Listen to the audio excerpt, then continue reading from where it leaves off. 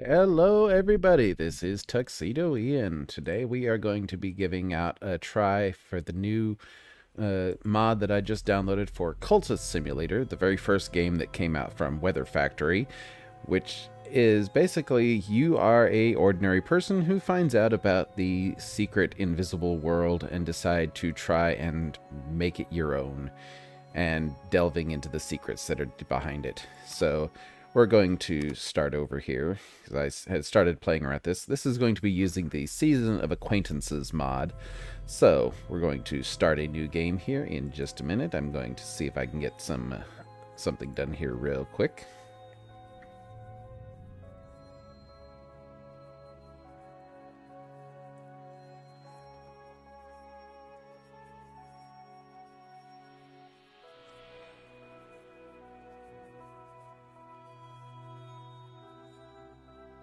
Alright, so with that, we are going to go ahead and we are going to jump in, and we're going to be pretty much starting from scratch here. So, let's get going. And if you've played Cultist Simulator before, you may notice a few new things because this mod has a lot of extra stuff, and I also have a couple other mods installed. As you can see, I have shelves set up to hold all the various different types of cards. But let's go ahead and get started. We are the aspirant, alone in this chilly city with my useless education and my dreams. What now? Could I become something even more?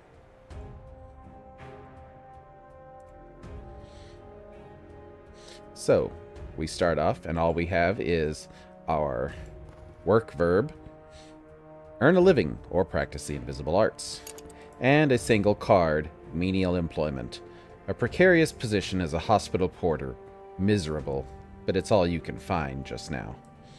So we're going to move our work verb over here just to have it out in a specific position, and we drop our work card into the verb. Another shift at the hospital. Another shift. Mopping the darkened hallways, delivering post to hollow-eyed invalids, trundling corpse-laden gurneys to the basement.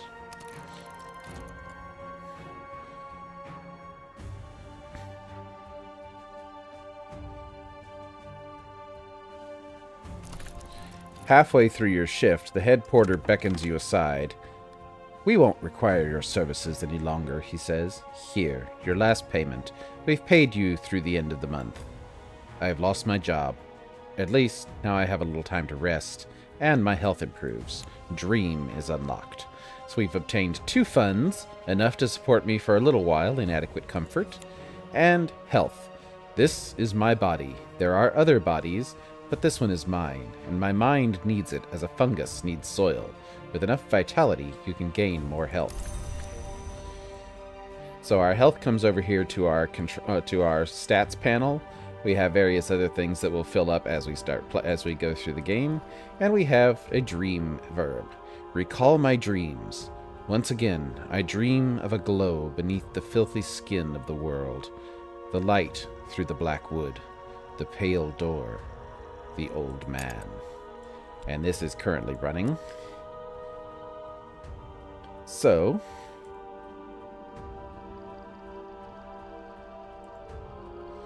we've got, hang on here.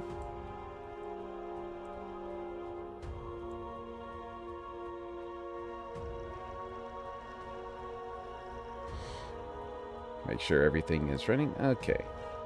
Yep, looks like we got it going here. Okay, so we can take our health and we can put that into work, and we can do unskilled labor, backbreaking work for meager pay. Is this the best I can do? And we'll let that run, because that'll run for 1 minute and get us some funds.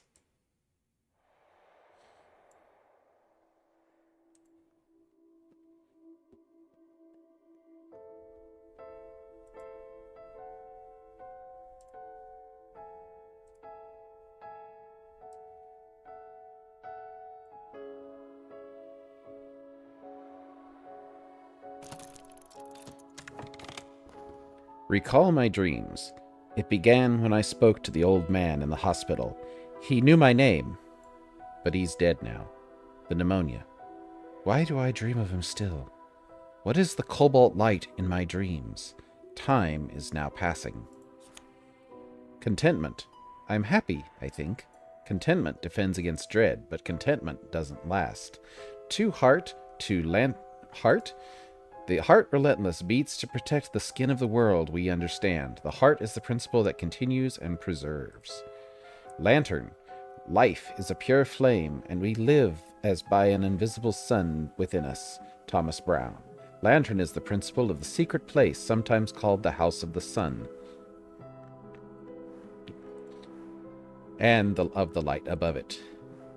Nectar. The green wealth in the world's veins, the pulse of the seasons. Long ago, some called this principle blood. And sky. Wind, storm, echo, song. The intricacies of mathematics and the principles of flight. Law's touch is lighter than we sometimes think. Matters of balance, harmony, and necessity. And this is an influence, an echo, a resonance, an alignment, something that will fade soon. And if we hover over it, you can see it will fade in 1 minute's time. We also have gained some passion. Dull minds are either intuitive or mathematical. Blaise Pascal. With enough glimmering, you can study to gain more passion. And just so we can have a few extra seconds here, we'll have the info windows last for a little bit longer. We have a new verb. A change in the air. I need funds to live, but perhaps this recent upset in my circumstances is a secret blessing. Is there something to my dreams? There is a change in the air. So this will be our study verb. We'll bring that down here. And we could put dream, rest, reconsider your priorities, or risk yourself in exploration of the kingdom of sleep. We could put our passion in here. I know this dream. A road crests a hilltop and the air is silver bright. But we don't want to do that just yet. And we also note that passion is an ability, brain or heart or hand or eye. Most of us are born with most of them.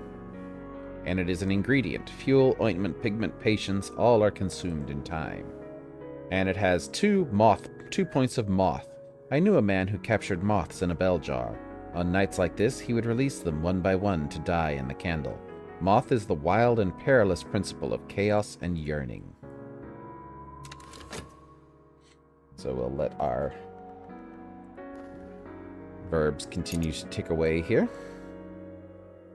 And this is pretty much what a lot of the game is putting stuff into slots and then watching the timers tick and figuring out what needs to go where and how to actually play the game. I've gone through all 3 of the main paths for the game so far, so I'm fairly familiar with what this game does. But there's also the fact that this is a new mod that I've only touched with, so there's going to be a lot of new stuff that even if you've played Cultist Simulator before or watched videos of it, that may be new to you. So, unskilled labor. The day is done, and so am I, but I have earned my pay. We have 1 point of one vitality card, which as you see decays in 3 minutes. Exercise, or something rarer, has invigorated me. Use another vitality to improve your abilities. It lasts only 3 minutes if unused. It's an advancement, a taste of what might be. With enough of these cards, you can grow an ability. And it's an influence, and it has 1 point of heart. And we get 1 funds. So, we don't have enough to work yet, but we can throw our fatigued health, which restores in 1 minute, into our dream verb. I just need a little time to recover my energies. So instead of a minute, it will be ready in 30 seconds. We also have time is now passing. Time, the sundial's shadow passes. I must have funds to live, or I will become ill. So every minute this will grab 1 funds card, and if we do not have any funds, it will kill us.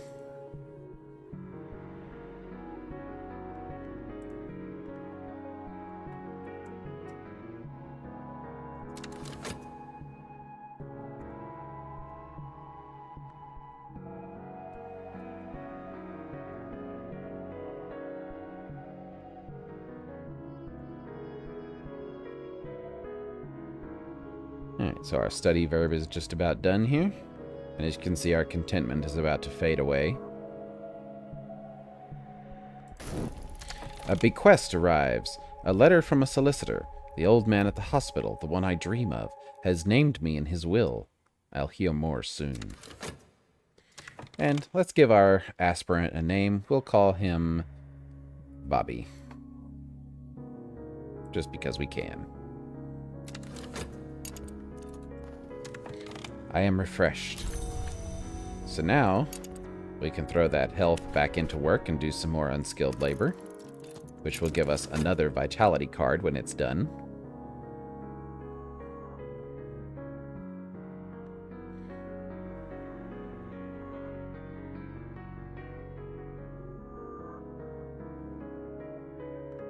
We'll fast forward a little bit here since this is not much going on right now. A bequest arrives. The old man has bequeathed me a sum of money and a packet of peculiar papers, poetry, riddles, metaphysical speculations. For the first time in months, here is some fuel for my reason.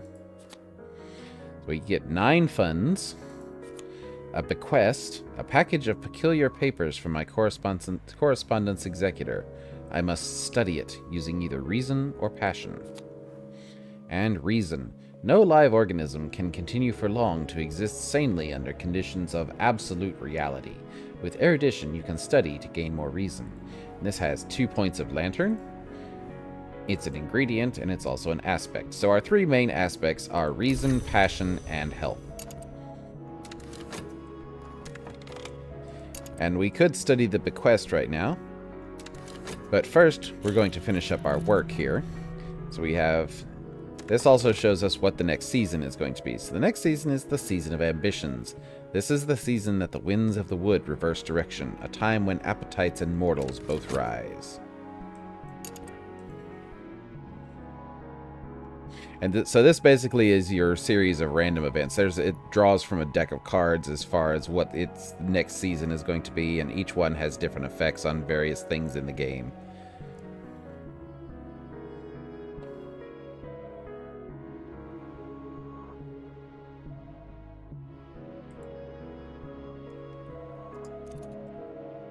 Hi, everybody. And I did name my aspirant. So, I've got another vitality card and some more funds. So now what we do is we open up study, and we can put both of our vitality cards in here. I am abrim with vitality. If I devote some time to exercise, I'll benefit. So we can spend a little bit of time doing that.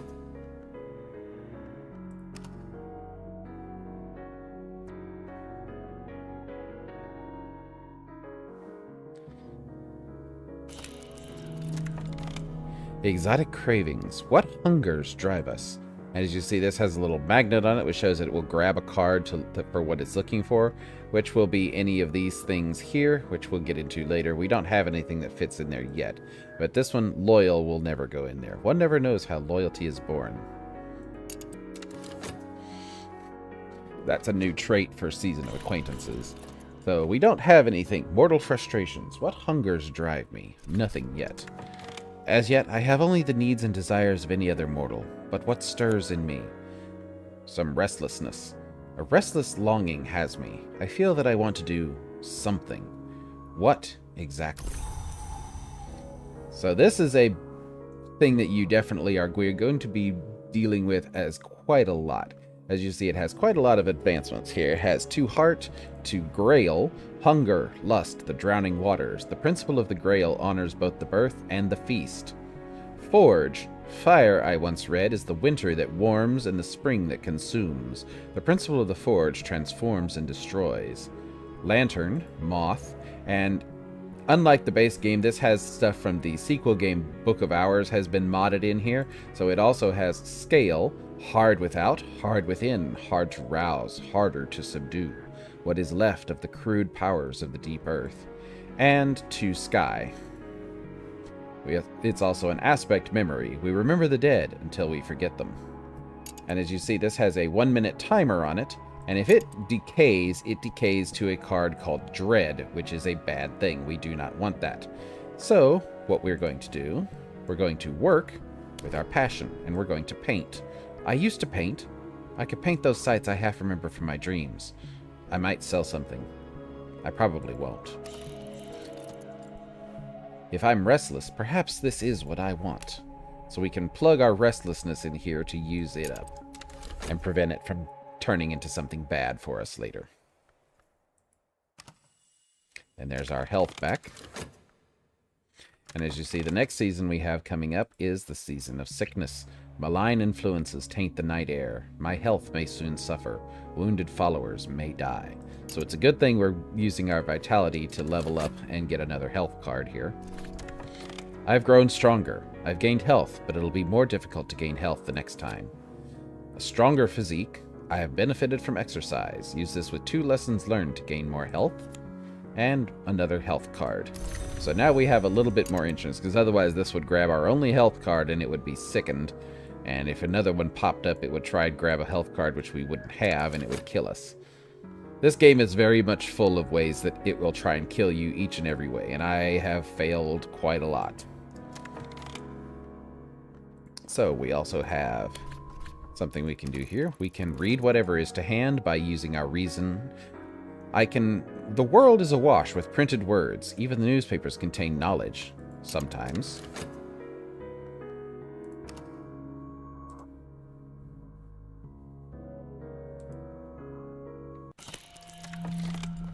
I've become unwell. So as you can see, it grabbed a health card, and in 1 minute it will turn into a sickness card, but we can cure that easily enough.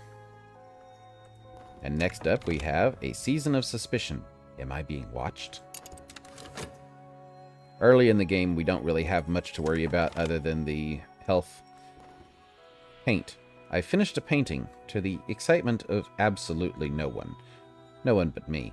Sometimes painting will gain you glimmerings. Study them to unlock more advanced painting options. So we got 2 glimmerings out of that. So that's going to be handy. So as soon as we're done studying here, we can study those 2 glimmerings to get something else. Just as we got a skill for our health. I have grown strong, but I must still devote my health to a day's work. To work, then. I have arms of bronze. Normally, if you work with just the health verb, sometimes you can get hurt. But with this, it helps prevent you from being hurt because your body is stronger now. And it also completes faster than it normally would. The words contain knowledge. Now I contain it. It is a little like theft, and a little like feasting, and a little like the progress of an infectious disease. We have erudition. I soak up knowledge as a shadow soaks up light. I may be close to advancement. Erudition can be used with study to gain reason. It lasts only 3 minutes if unused. So we'll use our glimmerings now. Tigers of wrath are wiser than the horses of instruction. If I spend time studying what I've learned, I could increase my passion and gain a skill. So just like we did with the vitality, we can use the glimmerings to create a new skill for our passion, which will allow us to paint better. This illness has damaged my health. I'll need to rest before I am fully recovered. So since we're working and we'll get a vitality out of that, we'll be able to cure our health with that. The wrong kind of attention. The city is rife with journalists and detectives and other meddlers. How long will they leave me in peace? An adversary? Grabs a card to fill its void. A hunter. The laws of civilization are younger than the laws of the hours, but they too sometimes require a sacrifice. This one is an agent of the law. The wrong kind of reputation might awaken the interest of the curious, the puritanical, or the vengeful. A reputation may inspire an adversary to emerge. Right now, we haven't done anything that would bring attention to ourselves. And as you can see, our passion has restored itself. I finished early. Here's my pay. A vitality card and some more funds. So now what we can do, we can grab our affliction, slot a vitality card in, and rest. All I need now is time. You can also use funds to heal like that, but it's better to do it with vitality if you can to save money, because you need money to live. My name just now is clear. Any guardians remain in the shadows. We earned a contentment card. There are more windows in my soul, but sunlight is not the only thing that passes through a window. I've gained passion, but it'll be more difficult to gain passion next time. So we have a skill, a vivid imagination. My daydreams sometimes outpace my dreams. Use this with work to paint or with study, and with 2 lessons learned to gain more passion. And another passion card. So now we will do reason here again, which will get us another erudition, which when we study the 2 eruditions together will get us a skill for our reason. And we're going to delay opening the bequest for a while because all it does is add new complications. So we have trysts and interludes. If I have a particular friend, now is the time to renew our connection. Right now, we don't have anybody for that. We also have an introduction. Someone is trying to contact you. So this one is either Oriflamme's reputation. Oriflammes will occasionally have special deals for their best customers, or an annoyance. Here is a thorn in my side. I may yet find a way to remove it. We don't have anything for that yet, so that's just going to expire, and that's a new thing from Season of Acquaintances. So we've earned another contentment card there. Gone. At least for now. It was probably nothing important.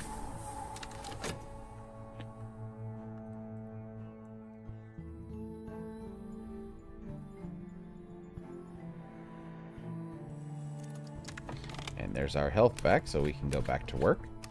To work, then. And our health has been restored. The sick room grows close and stale. Time to get up.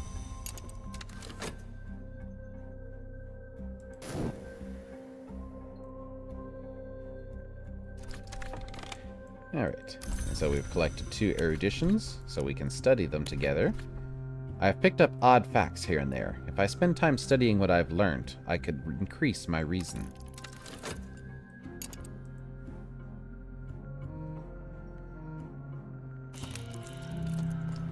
A trembling in the air. The sun flickers like a shadow. Dreams ripple behind the surface of mirrors. I must be careful not to drift from the waking world. Fascination may provoke visions. So this is looking for fascination cards. So you have 2 different ways that you can get killed by things stacking up. If you get fascination, you basically lose touch with reality and go completely insane. Or if you collect too much dread, you become depressed and basically commit suicide. So that's kind of the balancing act. And for dread, you have to use contentment cards to get rid of it, but fascination can be countered with dread, so even bad things have their uses. I've finished early. Here's my pay. A vitality card and some funds. So we'll use our other health card to go back to work. And get some more vitality so we can level that up some more. And we'll rest our other health so we're ready to go when it's ready.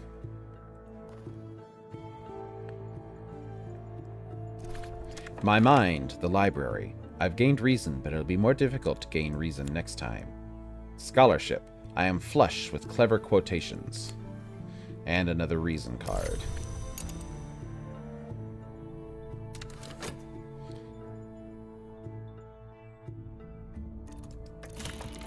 So there's our health.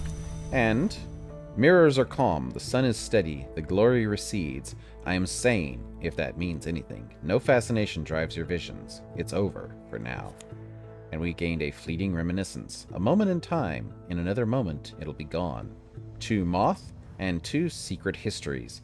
History is the scar on the world's skin. Secret histories describe the unknown complexities of the world and its many pasts, sometimes called the principle of rows, of exploration, and of 9 directions. And these also can be used to counter fascination if one gets produced and picked up by this verb here.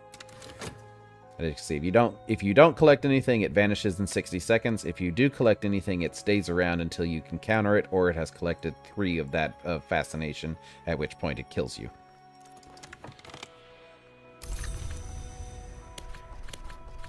And for this early part of the game, this is kind of the easiest way to level up your vitality, is by just working with your skill and then putting the resultant vitalities into the study verb.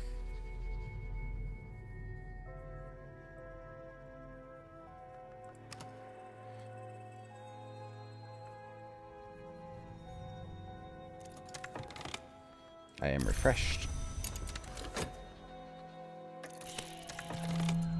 So we got another Fleeting Reminiscence card. And right now we have nothing going on this season, but next season we will have the other way that kills us, the Season of Despair. The Night Waits for Me, which is where the Dread cards go when they get produced.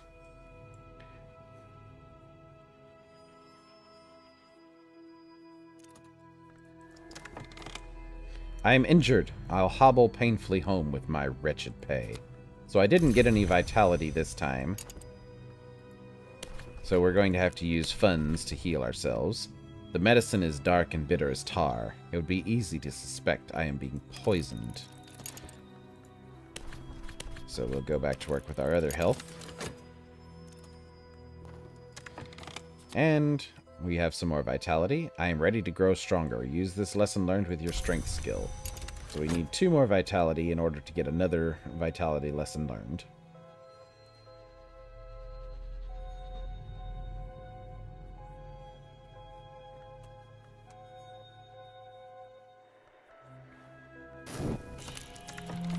Bleak thoughts. Dark days. I must be careful not to let doubts creep in. Dread may provoke full-fledged despair. So it's looking for despair cards, which we thankfully don't have anything.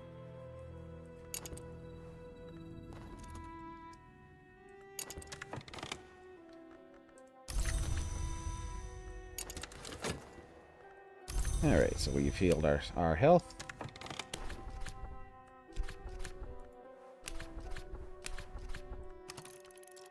And we'll rest. And this will get us another vitality card so we can upgrade that skill one more time.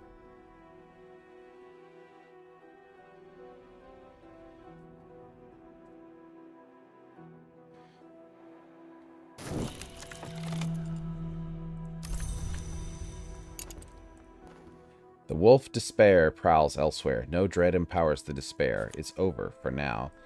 Yes, we'll be seeing a lot of these fleeting reminiscence cards coming and going over time. We have an adversary looking for us again, but again we're still in the... I'm safe for now. The meddler's attention must be elsewhere. A relief.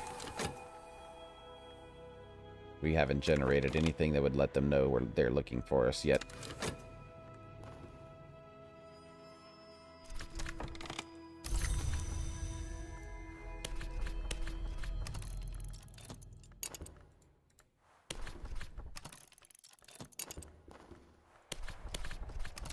Then we have to take our 2 vitality cards and make another lesson learned.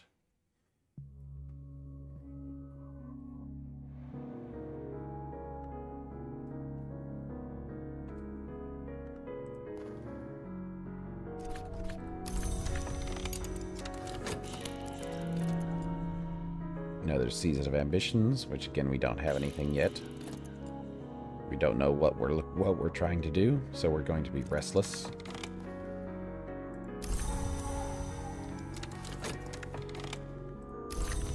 So while we have that, we can use our painting skill, and we can paint using the restlessness. This should have an impact, a mood piece.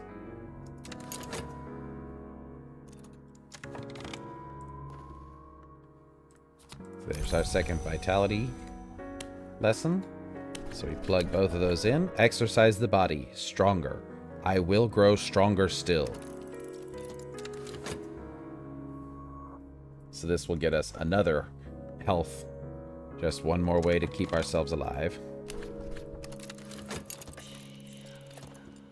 I could spend money on better paints, or perhaps I could find more exotic pigments. So we're not going to spend money on that because we're trying to make money. Despair is back. Passion and intensity. I see the mistakes, but I can also see the end. This is work I can be proud of. With enough publicity, it will sell. And we've generated 3 points of insight, which helped make our painting better. And we have a draw from the Art's Rewards. Painting often brings contentment. Sometimes my work will attract attention. My recent work has attracted a couple of callers. With luck, something will sell. So we got some funds, a contentment, mystique, uncanniness lingers. Mystique may attract the attention of hunters. They can't use it to build a case against you, but it will encourage them to look harder. So this will last for 5 minutes. If a season of suspicion pops up, it will try and grab that and then generate a hunter to come after us. So we got a glimmering. My emotions run higher than usual. They are things I'll never understand, and those things will always be precious. But just now, I am closer to them. And our health has regenerated there.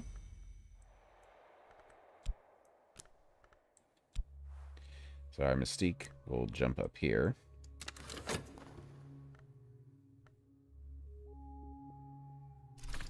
And we now have a hardened physique. You may not know it to look at me, but I have grown as strong as a smith or a soldier. So now we need 3 lessons learned to gain another one. And as you see, we have this one that popped up here. The course of the heart. Whenever the principle of the heart is implicated, I may gain vitality. So anytime we do something that has heart aspect to it, this can pop up randomly and give us a vitality card for free.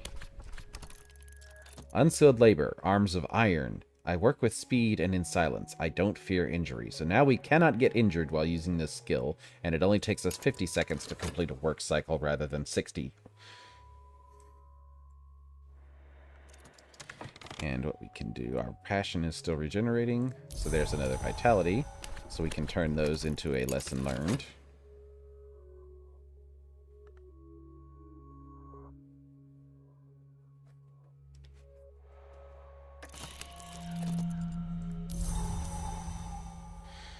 Yep, and a hunter is coming next season. We have more recklessness about to happen, restlessness coming. The others speak little to me, but now they nod when I pass. Here's my pay. So we got some funds. And we will dispose of that restlessness by painting.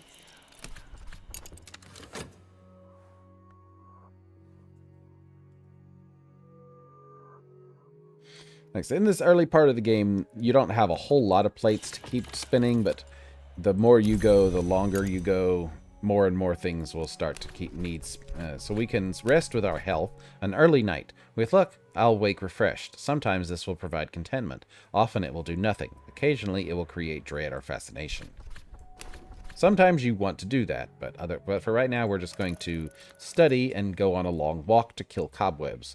Get some fresh air and exercise to get us another vitality card, since our work verb is busy right now.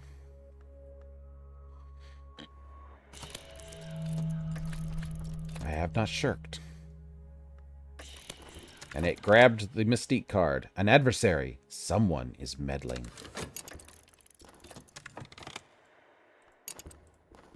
This is work I can be proud of. With enough publicity, it will sell. My recent work has attracted a couple of callers. With luck, something will sell. So we got another glimmering. Some 2 pieces of mystique. And we exhausted our passion. But we now have 2 glimmering cards we can use as soon as our work verb is free here. So we'll go back and make another vitality card here.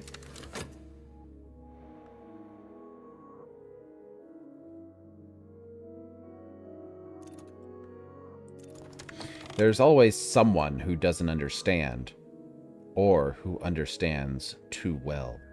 This troublemaker may seek evidence on my activities to share with the authorities. A bureau watchdog, one of the many constables at the disposal of the Suppression Bureau. He is a hunter. He is an idealist. Idealists cannot be demoralized, although sometimes their ideals can be turned against them. Grim. Grim hunters cannot be swayed by the allure of the glory, but their own despair may destroy them.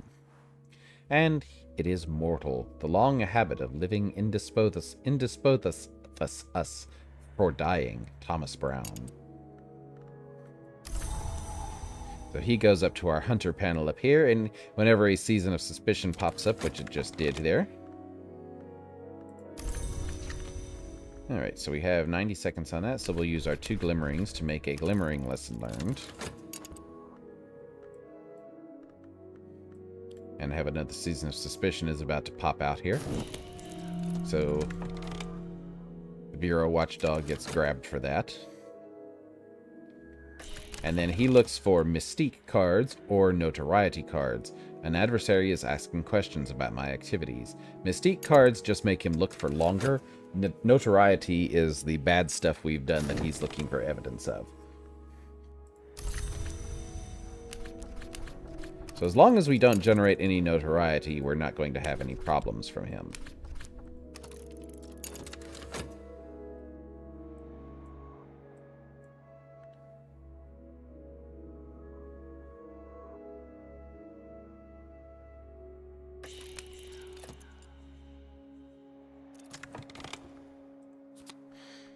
So we have a glimmering lesson learned.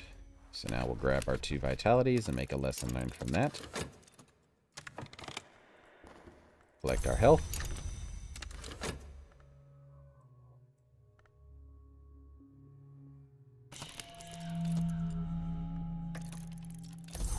We got another contentment card, and we have another vitality card coming.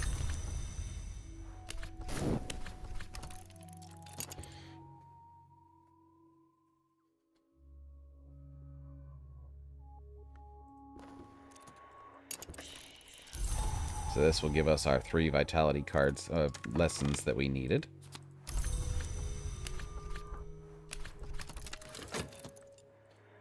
So when our work verb frees up, we'll start painting instead, so we can get another glimmering.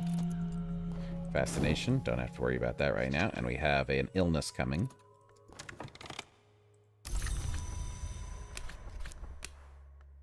You can also store Mystique or Notoriety in here, so that's another thing you can do to hide those from hunters. So, you never know. This might be a living. Add Passion to make distinctive paintings. Add Mystique and especially Notoriety to attract attention and make more money. Be careful, if you use Notoriety, exhibiting paintings will keep you in the public eye. Right now, do we have anything? Yes, we do. We can actually put one of our Vitality lesson learned in there to hold it. This should have an impact. And that also stops the timer on that from ticking while it's in that slot. We don't need to buy any paints because we're trying to make money right now. So he's considering the evidence, and you can use these to tick back. My Mystique has attracted this hunter's attention. They can prove nothing yet, but they'll keep looking for longer now.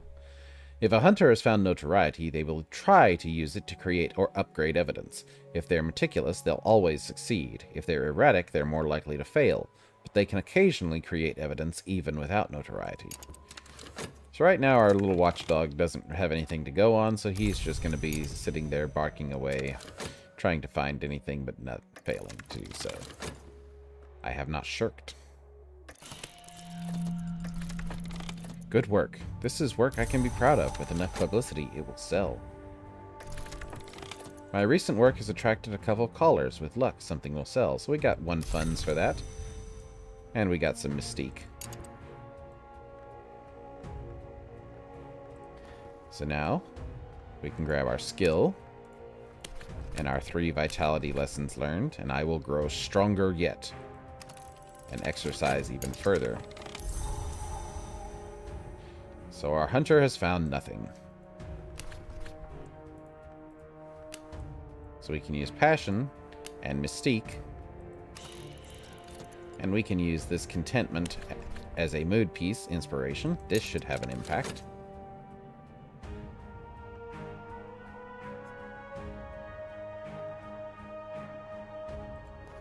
Actually, instead of that, let's use this Glimmering lesson learned, just to hold off on the timer a little bit longer. So that way we can use these 2 glimmerings together.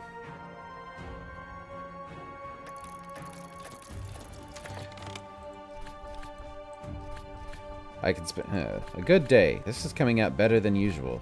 I have not shirked. So we have 4 insight for this. So this is going to be a pretty good painting. And there we have an Affliction. So we have some vitality we can use to hear that, so we'll do that. All I need now is time. This is something special. It may provoke a reaction. 5 insight, so this is going to be something good. My recent work is considered significant. I may yet earn a living from this, but nothing is certain. So 2 funds, a glimmering, contentment, some more Mystique. And we get all of our other stuff back. So we've kept ourselves in the public eye, unfortunately, but without any notoriety, that doesn't really hurt us.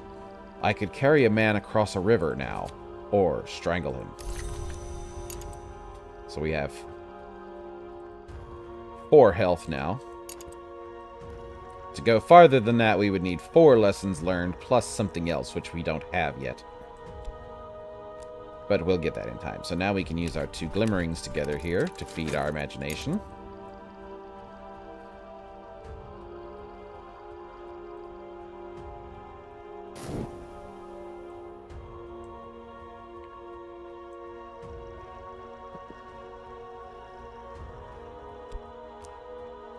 And we'll go back to work with our our steely physique. Once again, I put my strength to use, and now it only takes us 45 seconds to complete a work routine.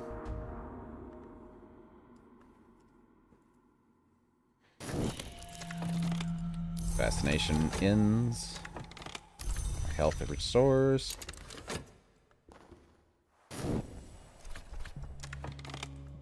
We have another glimmering lesson learned, so we add our vivid imagination and our 2 lessons. Feed my imagination.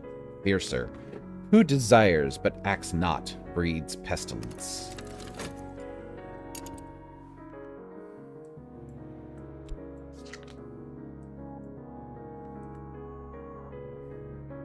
And so the next season coming up is the season of silence. These are the days of anticipation, so nothing special is going to happen in that season. My strength attracts comment. Not all the comments are compliments. I draw my pay and leave. So now we can just cycle that for a while and keep getting money faster than we're spending it to stay alive. For now.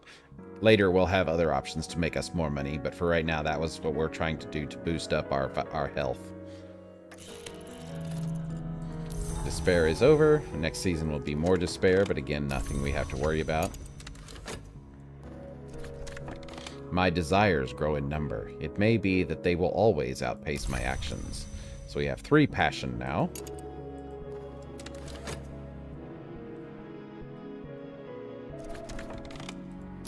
Collect our pay. And now we can use 2 mystiques. Because we can, since we have a level up on our painting, we can use 3 items now. We could use that fleeting reminiscence as a inspiration for it. And since our study verb is free now, we can use this bequest finally. Unlock books and other treasures. I'll read, theorize, pace, sketch, clutch at my hair in wonder, rise in elation, collapse in despair. Or if we used reason, I'll examine each item with meticulous care. But for now, we'll use our passion to open it. We don't need to buy any paints.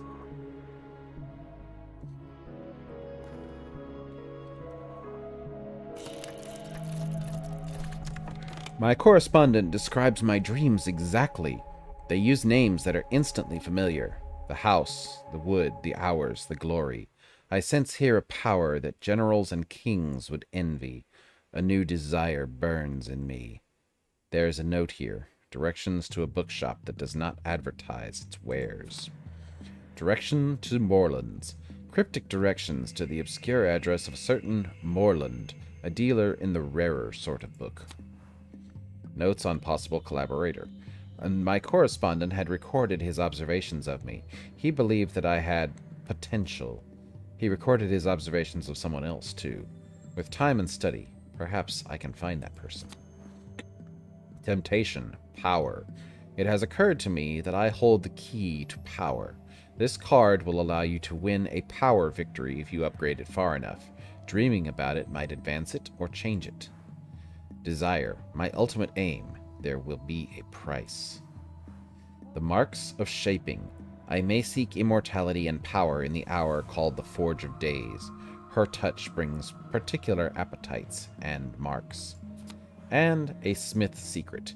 In 5 continents, smiths have whispered the same words to the iron. Murderers have been known to whisper these words too. And adepts, of course. These words are spoken in ritual to inspire an unmerciful change. 2 points of forge aspect. This is what's called lore, so we use this in various things. We also have aspect requires knowledge, so if I were to try and do anything with this, like to upgrade it, we would have to use erudition or an HQ with a library.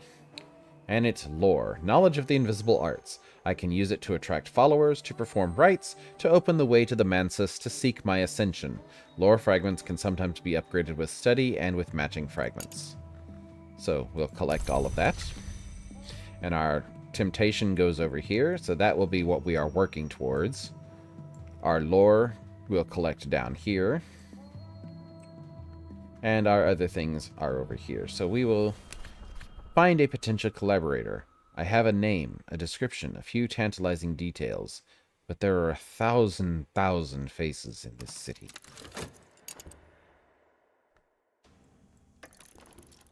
Exceptional work. This is something special. It may provoke a reaction. My recent work has drawn some attention. Something should sell. So we've generated more mystique. Not that that's going to be a problem right now. And we'll go ahead and start that up again. We'll use contentment this time.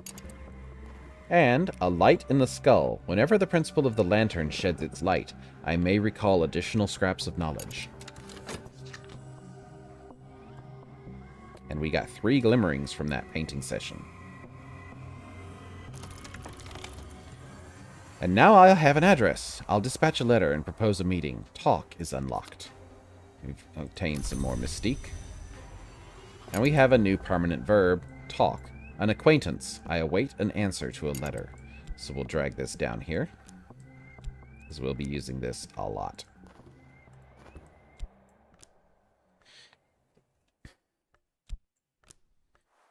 And we also have directions to Moorlands. We'll go ahead and examine that. And then we'll start using our glimmerings to make lessons learned. And that lantern gave us erudition.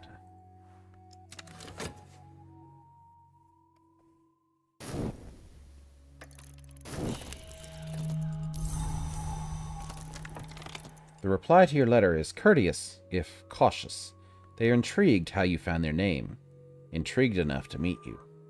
Elizabeth, an acquaintance. An aloof, wandering woman with a lunatic tilt in her voice, and an evident pedigree in suffering. She says that the nighttime sky is the only roof she would sleep beneath. Find Moorland's shop. An ill-lit street at an ill-favored bend in a lesser river. A soft yellow light through a grimy window.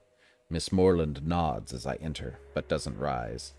I never ask the names of my clients, she informs me before I have time to introduce myself. Explore is unlocked.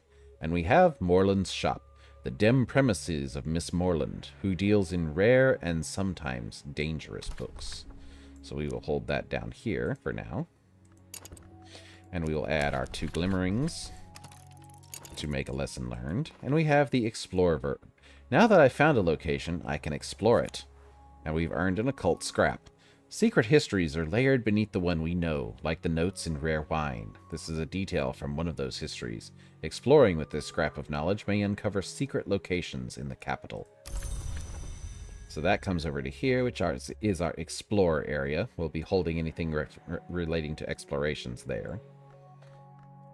And we'll grab our explore verb and bring it down here. Explore the city with health or followers. Explore locations, or investigate the possibilities of lore. Exploration is often unpredictable. So we'll plug a health in here. We'll search the city. Crowded thoroughfares by day, a fog-wrapped labyrinth by night.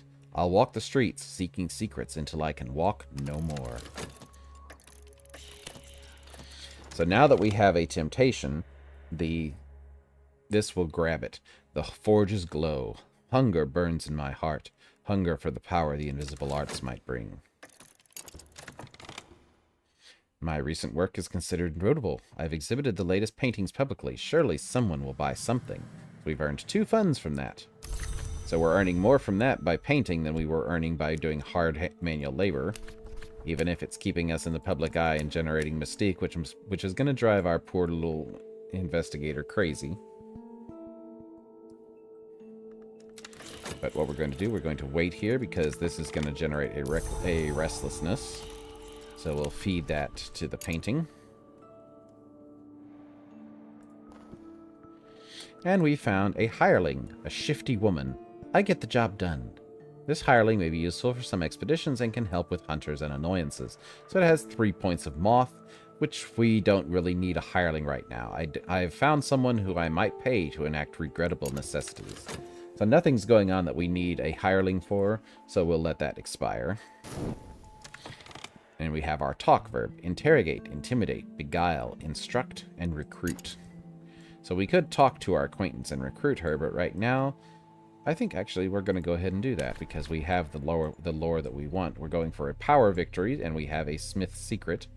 Together, we might be more. A new beginning. Here is someone I might work with, a companion or a follower. But first I must give them something to follow. A society, a sodality, an order, a cult.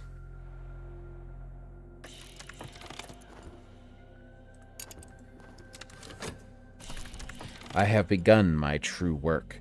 The authorities will take an interest in it. I must be ready for them. You have begun to establish your cult. It will need a little more before you can recruit followers. So now we've created notoriety. Certain acts are not quickly forgotten. Notoriety may allow hunters to build a case against you. So here's where having all this mystique is going to come in handy, because the hunter will grab either mystique or a notoriety. The more mystique there is out on the board when he tries to grab something, the less chance he has of grabbing a notoriety. So by using that our painting to just flood the board with mystique, we're making it a lot harder for him to actually find any true information about us, while the notoriety dissolves in 3 minutes.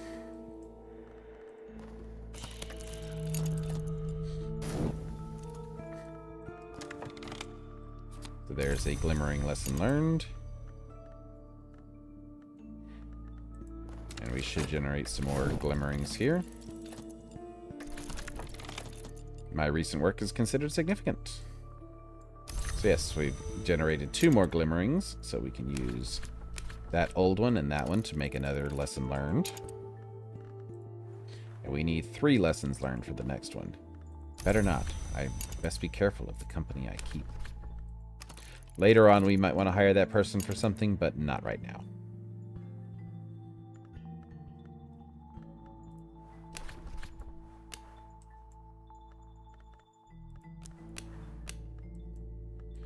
So we're just going to keep painting and making. Actually, we can let that expire because now, yeah, we're going to want that. Because now we have a new verb that popped up here. Choose founding principles, tradition and compulsion. Old, new, or both together. Add lore to determine your cult's founding principles. So there's a whole bunch of different lores, but right now we only have one, and since we're going for a power victory, we might as well found a forge cult. An occult society dedicated to the fire that changes and remakes, establishing the unflinching order. And we have a new vitality card being generated.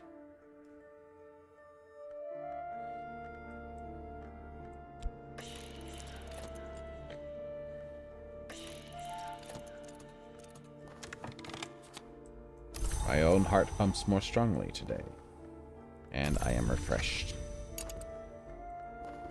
The hour we will serve requires pain.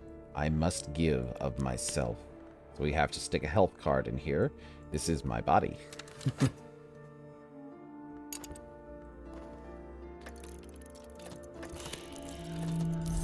So we're getting lucky here that the hunters are not coming after us for a while.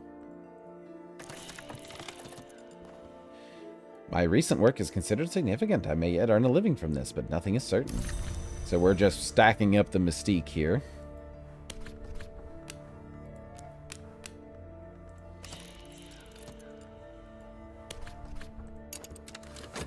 And we have a vitality because founding our forge. A cult with 1 member is only an unusual habit. I must have a recruit. So we'll use Elizabeth.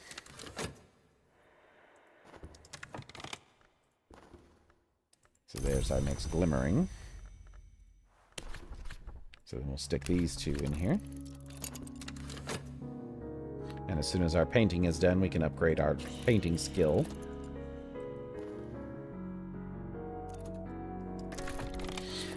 Our rise begins. I have founded my cult. This is a step to greater power. Use your cult to recruit and promote followers. Talk to followers about your cult to send them out on cult business. I have obtained an injury. I need rest and nourishment if I am to recover. But the Mother of Ants looks kindly on wounds. Dreaming with an injury before the card fades will allow you to recover health. Knock. Knock permits no seal and no isolation. It thrusts us gleefully out of the safety of ignorance. The knock is the principle that opens doors and unseams barriers. So every wound is also a doorway, but not all doorways are wounds. And ill health. Perhaps I can rest and recover. We've got a temporary headquarters. Our business is private. We could use somewhere more secret. Cult discretion, amateur. We are small in number. Perhaps that is for the best. Your cult can only support 6 members without arousing untenable suspicion. And the Unflinching Order, an occult society dedicated to the fire that changes and remakes. You can use cults with the talk verb to recruit or promote followers, and to send them out on errands to gather resources. A believer can be promoted to a disciple. A few gifted disciples can be exalted even higher into reshapers. Veneration Forge. This organization venerates the principle called Forge, which we call upon in the name of the Forge of Days herself and the Madrigad, among others. Society. To recruit believers, I must build something for them to believe. So we'll stick this card over here for now to remind us that we can only have 6 members. And Elizabeth is now a believer. Where there is no access to a mirror, Elizabeth will retrace her scars and sigh relief when she realizes they are still there. And she's picked up some new aspects. She is Knock 2. And she is rambling. Oftentimes they speak nonsense, but sometimes they speak of something else. Whenever this follower is used, there is a small chance they will produce fascination. Impassioned. Someone possessed of an overdeveloped sense of imagination. Whenever this follower is used, there is a small chance they will produce eccentric notions, which can be used to address certain research challenges. And they cannot be romanced. I guess she doesn't want anybody to try and romance her with her scars.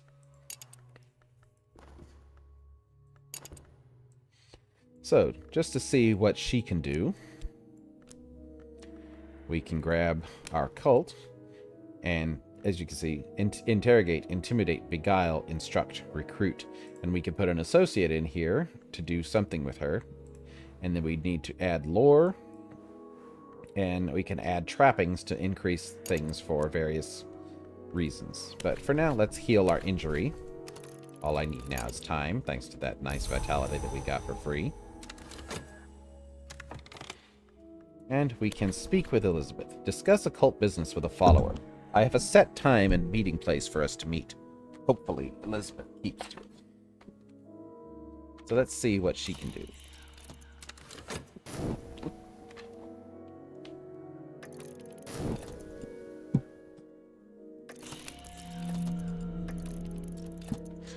Hang on a second. Knocked my headphone jack out. So I can't hear the music anymore.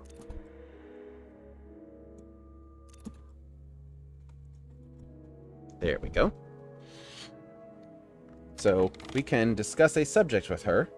So let's see what she does for cult business burglary. If someone has left a window unlocked, my believer might be able to pilfer something. She only has 2 knock, however, so she's not really going to do much. So we're just going to see what happens when we talk with her straight up. So there's our glimmering lesson learned. So we have 3 of those now. We're done painting. We earned some funds from that.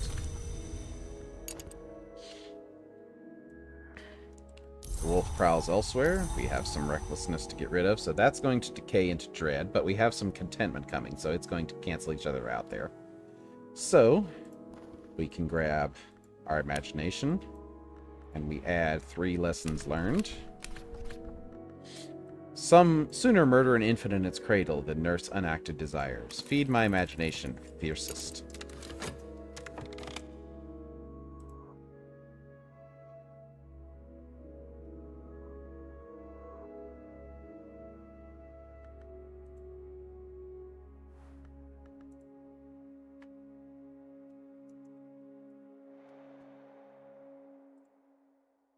Alright, and let that run for a second.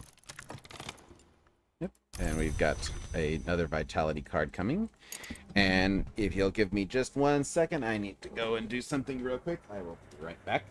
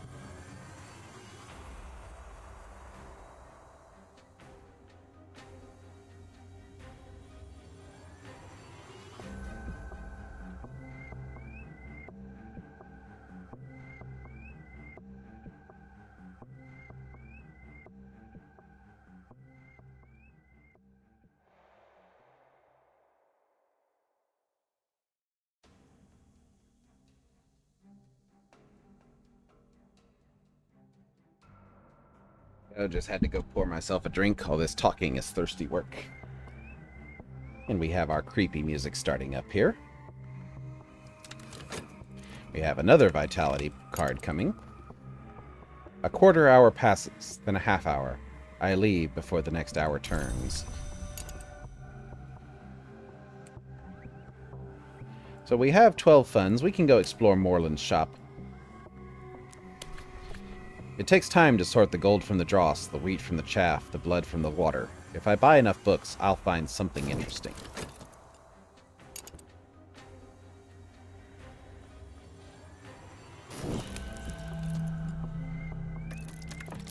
So we have some contentment, so as soon as this decays, I'll show you what we can do against dread.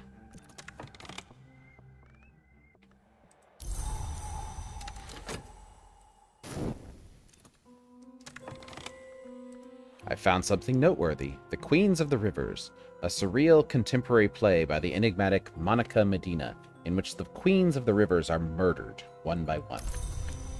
So this goes down to our books area down here, and we can study those to get various things happen. So as you can see, the restlessness decayed to dread. I've seen too much. A nameless, gnawing fear has its teeth in my hopes. An existential horror. But we can feed that to our dream. I remember that I was different, but I can't yet remember how. Dread can be quelled with the correct resource, contentment. I need a little peace or a moment of happiness. Too much dread will destroy you. Contentment can cure it. So we put dread and contentment together. I remember that I was different before.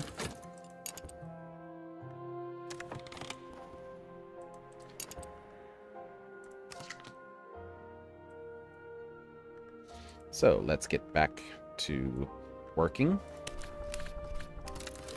while our skill is upgrading. Because we still need money to live. In another time, I would have been a seer or a heretic. Fevered imagination. Phantoms ride my waking mind. Use this with 4 lessons learned to gain more passion. So we have passion there. And now we can start working on increasing our reason. Because we have... Now we need to generate some erudition, which is going to be a little more difficult for us, because we only can do that by using reason.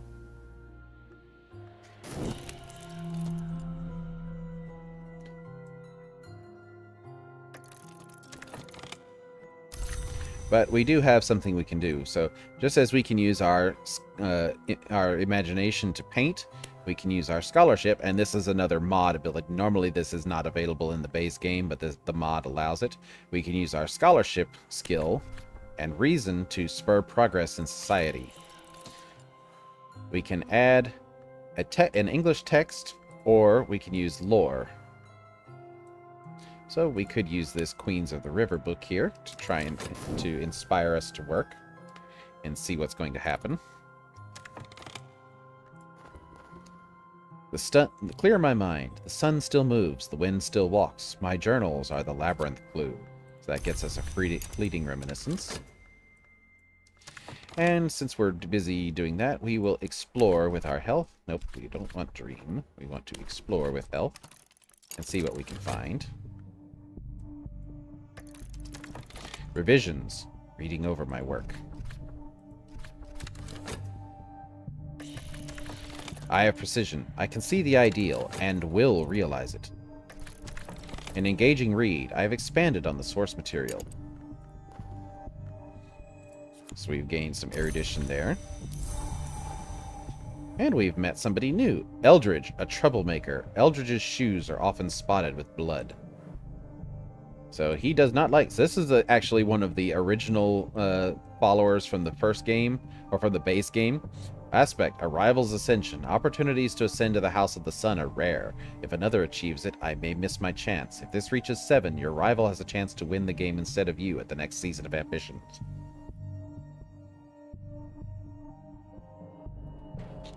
So normally, rivals don't start showing up until the advanced game, but we now have somebody we have to deal with.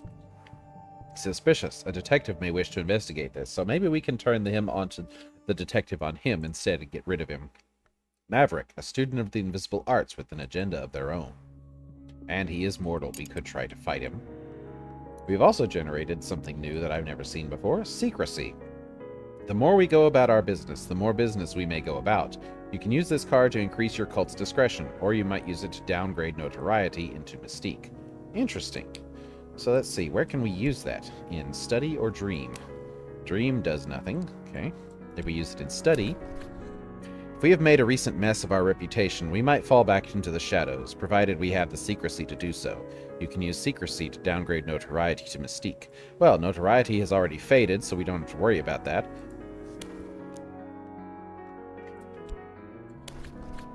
So increase my cult's discretion. Discretion is necessary to hide those of our order from prying authorities.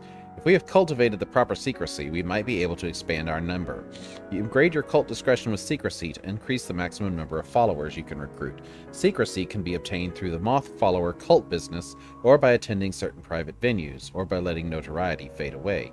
Interesting. Okay, so that's how secrecy works. So we need 2 points of secrecy to do that. And we have a rival to contend with now.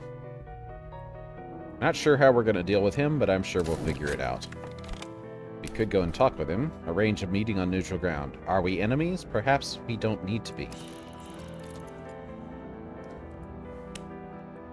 So let's see. What can we talk with him about? Reason? Passion? Health? The cop?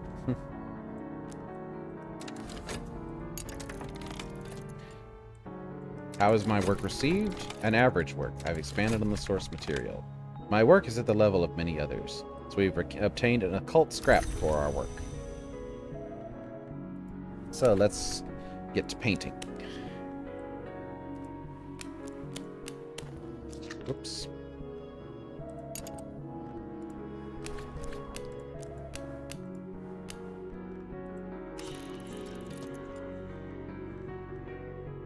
And we want to hold on to this erudition, so we'll do that.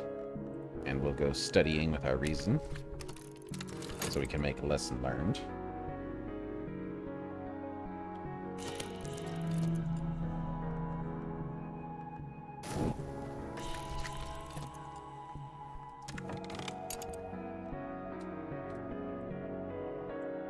Let's see. I found a hireling, a hulking fellow. I get the job done.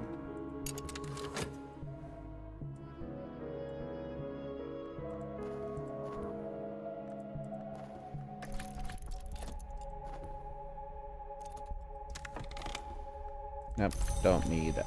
So we'll go exploring again.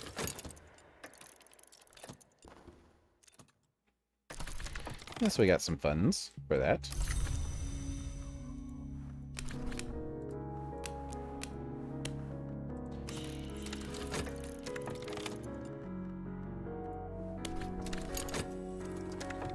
A guarded conversation in an early opening coffee shop in the rain-swept wind shivering after dawn. I've learned nothing.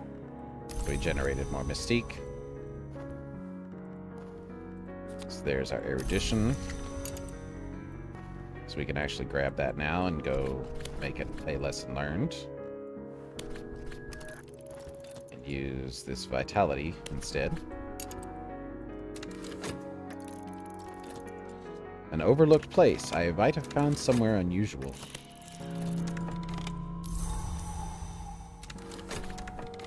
Up until now, I saw the city as just a place. Maybe it's time to change that. Now I look at it as more of an art gallery or museum. The Exodus Club, a cabaret with an occult reputation. It opens only during certain nights of the week. It'll reopen soon.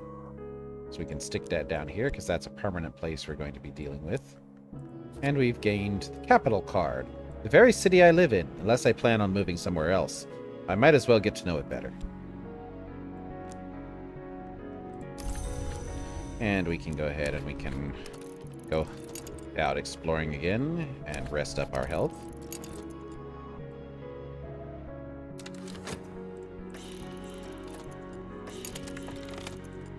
So the hunter is poking around, so he's going to consume all of those mystique cards that have been building up, which is just fine. An odd building, an overlooked place I might have found somewhere unusual. An abandoned building outside of town. I'm told of unusual, unnatural things happening there.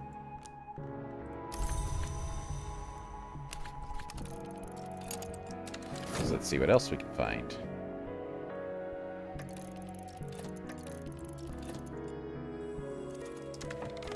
An odd village theater. A small religious theater just outside of the capital. For some reason I'm drawn there again and again.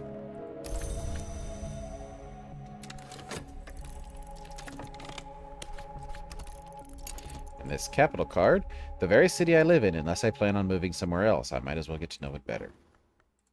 There's our health has restored.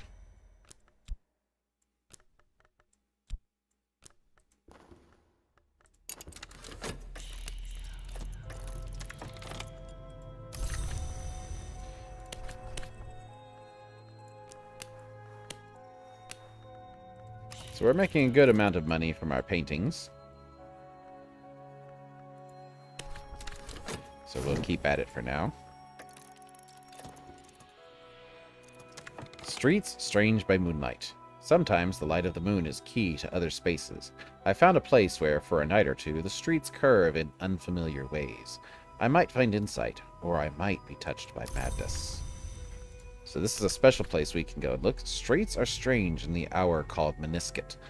Explore an uncanny tangle of streets by the light of the moon. So there's a erudition lesson learned. So now we can use our reason to work on another one, because we need 2 lessons learned for our next level here.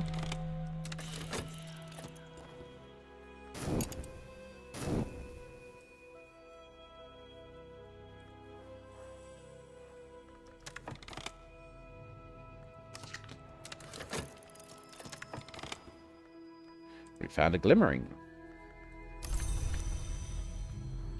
But we also have another card slot here that we can put lore in. Let's see what happens if we put our forged lore in. You never know who you'll meet or walking around in the moonlight. I'll venture into the evening, armed with secret knowledge, and any night traveler I encounter will be made to listen.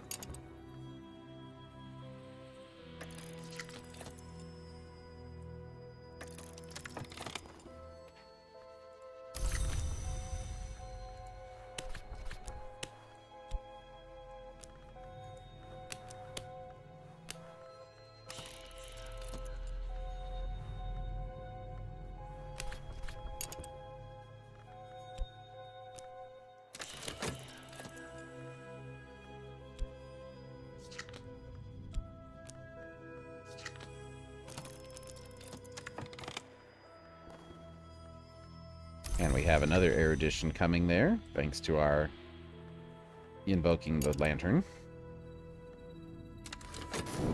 So we'll wait for that to provide itself for us. And so what we do need, we have some vitality, so we don't have to worry about that.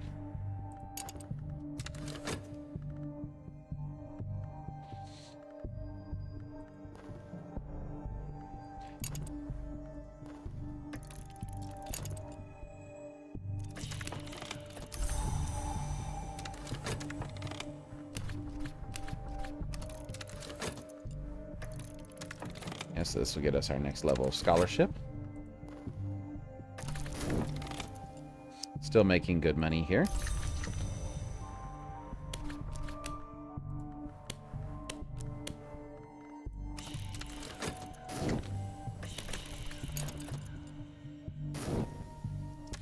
Actually, I'm feeling...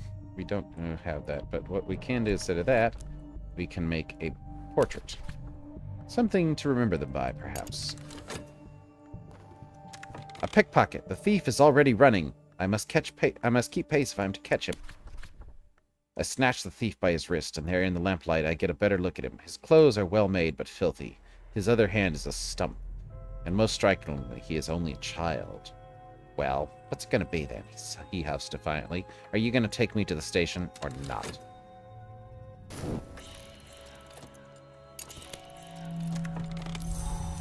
Okay, so we restore our health with our vitality card that's just about to decay. And we get another vitality card in return. So this is what I was talking about earlier, about how you have... This is basically plates spinning all over the place, and it just gets more and more plates that you have to keep balancing and letting them fall. So we have met How, an acquaintance. A clever boy, perhaps too clever for his own good. Youthfulness, however, never travels too far from impressionability. This listless waif might be made into a useful one.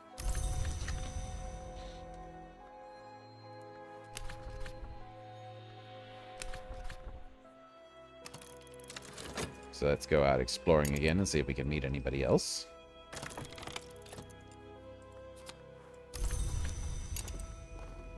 Diseased knowledge. My follower does not always understand the things they say. I hope they do not. That's new.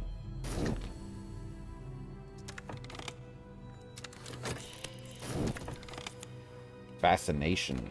Oh, interesting. So that's a new source of fascination for us.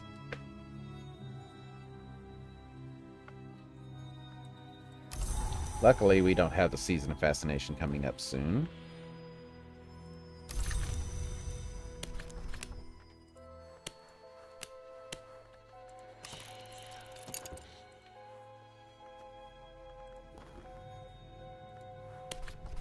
So we can hide the fascination here for now.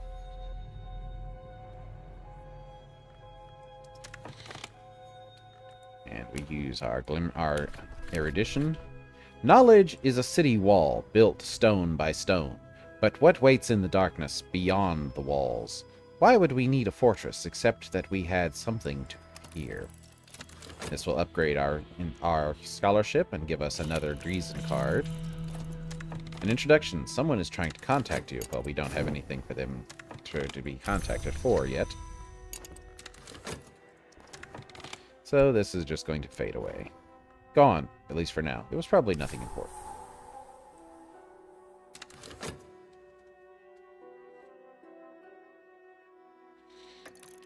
So I think what we'll do is after we're done with this painting, we will go ahead and let the detective grab all the rest of those mystiques, because we want to...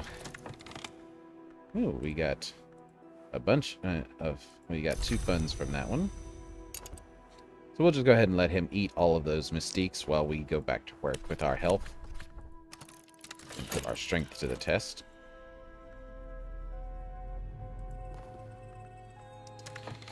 My illusions intrigued a certain gentleman. Afterward we spoke of other subjects, of lands not yet explored, of concepts not entertained.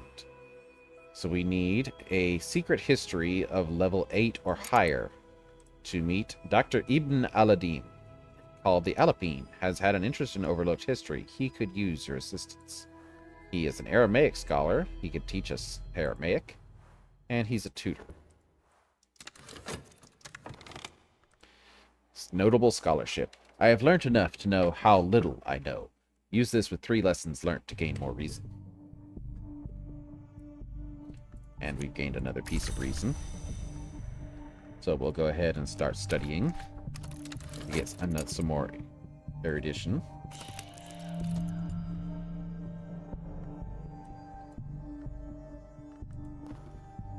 But we don't have what we need to contact Dr. Adim. The longer we talk, the more I feel that he knows far more than me on these subjects. I find myself enthralled by the stories, and as the nights yield to dawn, we part ways, the gentleman expressing willingness to talk more on those subjects. So we know where he can be found now. And we gained another fascination card. So actually, what we need to do, so we have, I did not know he was still in the game, so we will come here. And this is where we can add and move our shelves around here. So, let's see, other commissions. So we have our Secret Season of Acquaintances commissions here. We have our Season of Acquaintances locations there.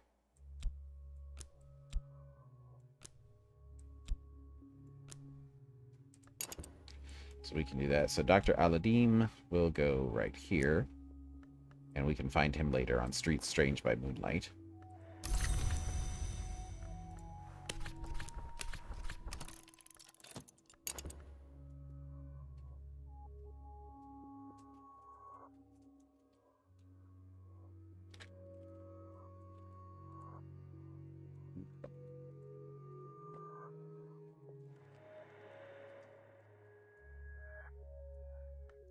So we have time here. We'll go back to Moreland's shop and we'll buy another book.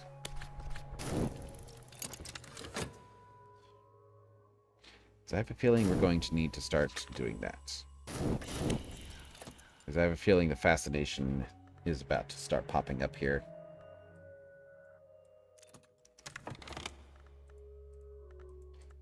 There's one erudition. The Victory of Crowns. Erratic accounts by one Aaron of the hunting and consumption of supposed immortals by shadowy cults of assassins, published in the late 19th century.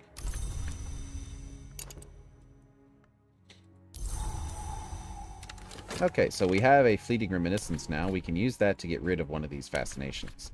The doors of vision swing wide. A little darkness will mellow my light. Even dread has its uses. As you can see, fascination has moth, moon. Secrets are soft. Night is softer still. The sea speaks. It is not always wise to listen. The nocturnal and the forgotten. It also has nectar.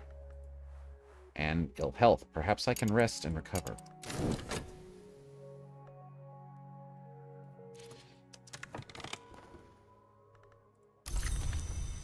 So we'll keep working with our health, because that's faster than painting a little bit. We'll explore with our health. We'll explore and see what we can find.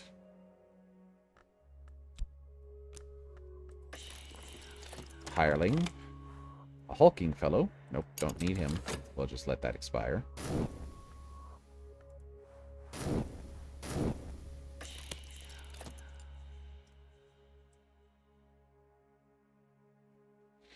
Sorry, our fascination card is not going to be something we have to worry about. Alright, so there's our two eruditions. We'll make that into a lesson learned. And now we can come here. We have money for a while.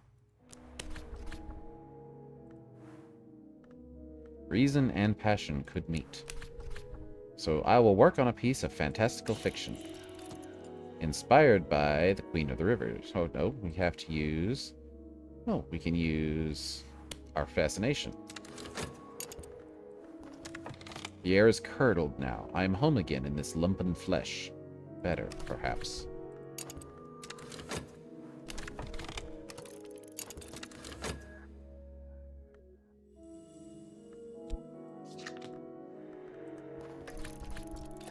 Reading over my work. I can see the ideal and will realize it. I know what I'm writing about. Actually, let's see. So we can send followers. So let's send Elizabeth out.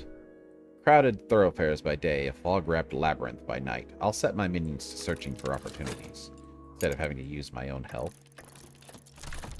My work is better than most, so I've got some funds, and I've got an erudition from that. How handy.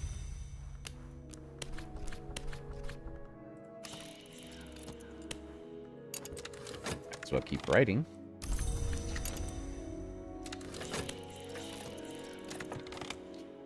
Made a hireling, a fortune teller. I see things. I see that you are different. This hireling may be useful for some expeditions and can help with hunters and annoyances. 5 lantern and 3 moth. Unfortunately, we don't need the help of the fortune teller just yet. So there's our first erudition lesson.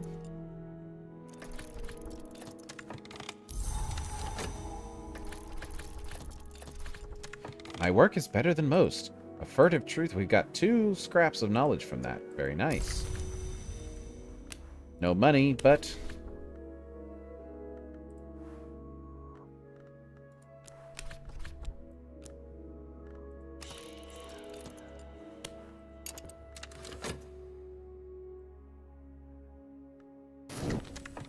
and we need to... so, okay, our reason is just about to recover here.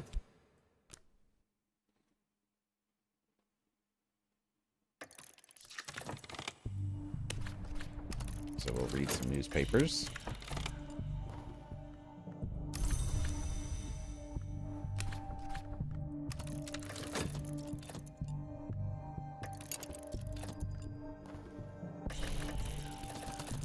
We've got a professional muscle. I'll break them in 5 edge. So that's a pretty strong guy. My work is better than most. A furtive truth and some funds. But I think for now we're going to go back to... oh, we have a moth. Old, unhappy, far-off things. Moth finds light in the dark, and so do I.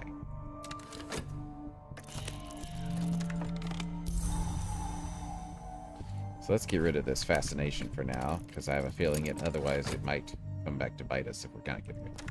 What? So it grabbed Eldritch. Here is another who would ascend before me. Independent occultists will try to monopolize the attention of the hours. They may also conduct other schemes, whether you like it or not. A cautious scheme. Traces left by a rival's decision to move cautiously.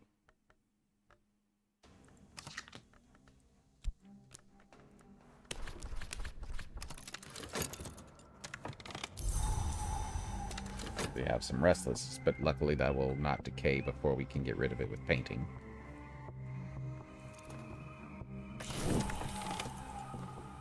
They're still in hiding. What exactly are they up to? Almost always this list will end inconclusively, but occasionally a rival will manage to increase their power in secret. Consider tempting them out from hiding by leaving an expedition open.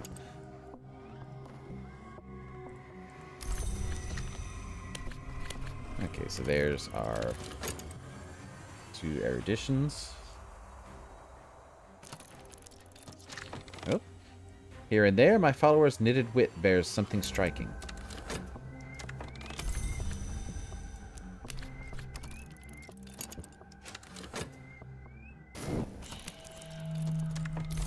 We have obtained an eccentric notion.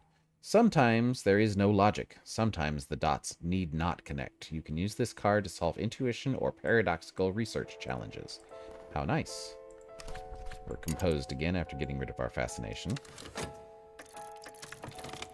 An overlooked place I found somewhere unusual. The Tiresiak. A retreat for those precious few with a gross excess of fortune and reputation.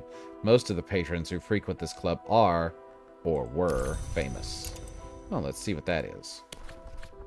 Oh my. Entrance to this establishment can only be secured with wealth, the sort of wealth renowned artists or vacationing monarchs can muster. Do I possess that sort of wealth? 1, 2, 3, 4, 5, 6, 7, 8, 9, 10, 11, 12, 13, 14, 15 funds just to get in here. And we only have 14 right now, so that's a little bit out of our reach for now. But we'll go back to painting here.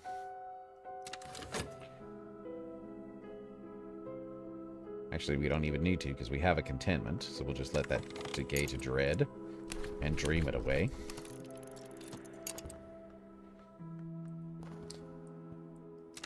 So the hunter is still looking for us, but there's nothing he could find yet. So we'll go put all of our passion into making a painting. And we'll make a painting of Elizabeth. Actually, can we hide? We can hide this lesson learned in there to extend it just a little bit longer. And we'll go exploring with our health again. My rival has been up to some kind of mischief. The Suppression Bureau may take note. Mystique. So that's 2 erudition lesson learned. So we just need 1 more. But we have more than enough time to do that, thanks to being able to hide stuff in our paintings. I might have found somewhere unusual. An occult library. A simple building, but one of its residents has a vast collection of rare books in the cellar, and he might grant me access to them. For a price.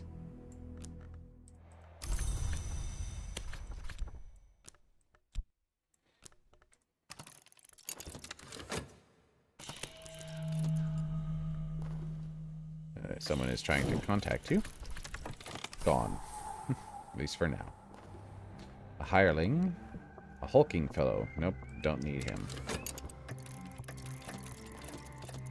All that I am is here, so we put all of our passion into this. Glorious work. If I never touch another canvas, I have earned my place in history.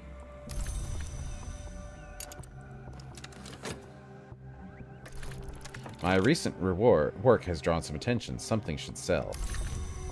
So we got some mystique from that. So we can just use mystique instead of passion. And again, we can hide our erudition while we work on making another one. The hunter has inoculated themselves against poisons and things stranger yet. This hunter is now Mithridatic. Poisons will not affect this hunter.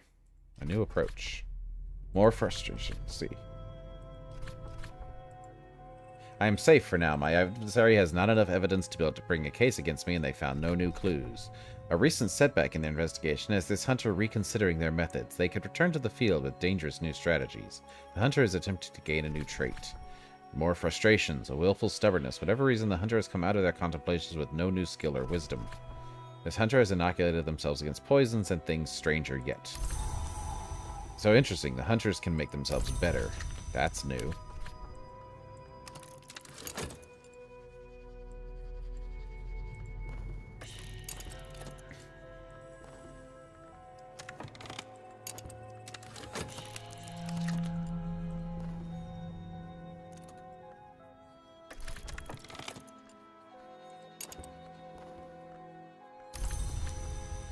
So something we can do. We need... Let's go ahead and recruit Hal here to join us. Recruit an acquaintance by invoking Forge. This one is ready. And we get a nice screen burn there of the induction ceremony.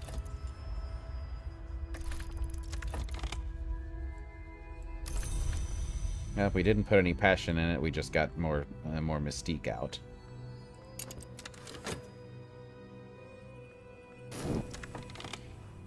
So we'll do 2 passions and 2 mystiques.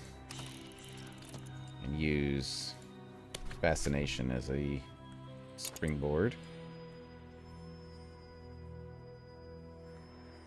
Actually, we need to use this instead.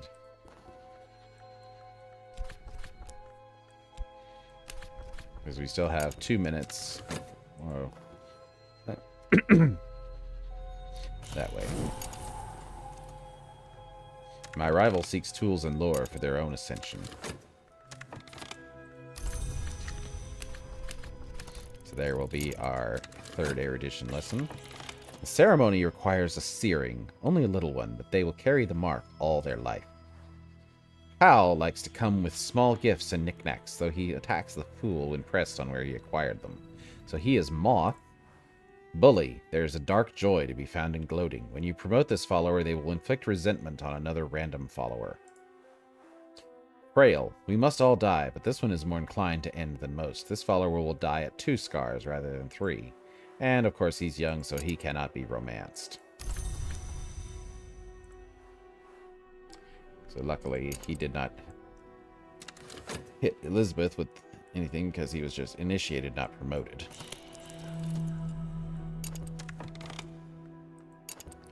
And, okay, so that grabbed the fascination. We weren't quite quick enough to get rid of it. So let's go exploring.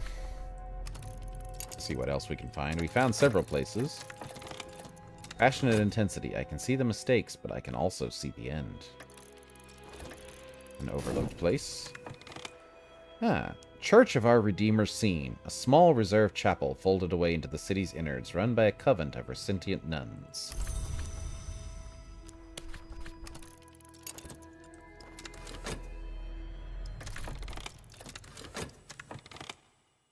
So we got 2 funds and a bunch of mystique. And we have, let's see now. So we have this capital card. Maybe if I demonstrate my knowledge of the city, I might make money on showing other people interesting places here. After all, the capital is the capital for a reason. So we can do something with that. Get a new job. We found a hireling. An entry consultant. I'm good with doors. This hireling may be useful for some expeditions. My rival seeks tools and lore for their own ascension, but we don't have any vaults open yet, so he didn't able to scope one from us. All right, so there's our lesson learned.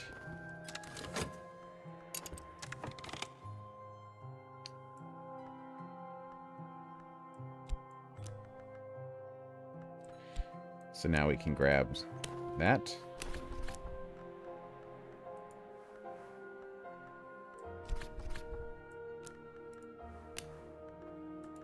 And 1, 2, 3. Wisest. Exercise the mind. I grow wiser yet.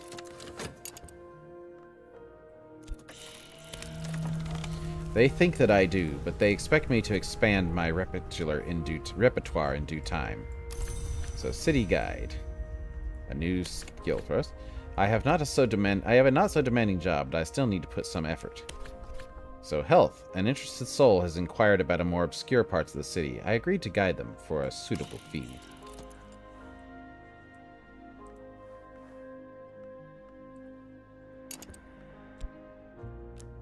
Okay, so this picked up another fascination, so we need to find some way to get either dread or fleeting reminiscence. So hopefully we have a Season of Despair coming up soon.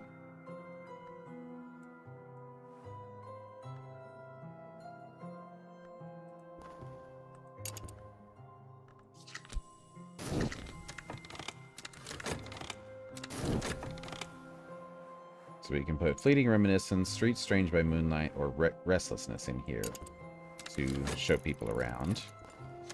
An interested soul has inquired about a more obscure part of the city. I agreed to guide them for a suitable fee.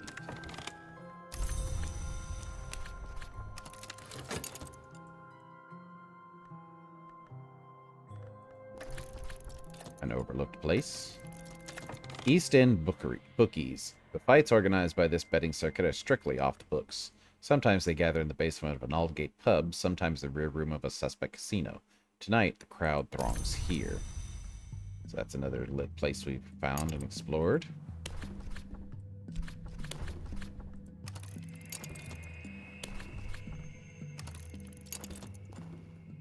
We have walked the maze of back alleys and gardens. My services were well compensated.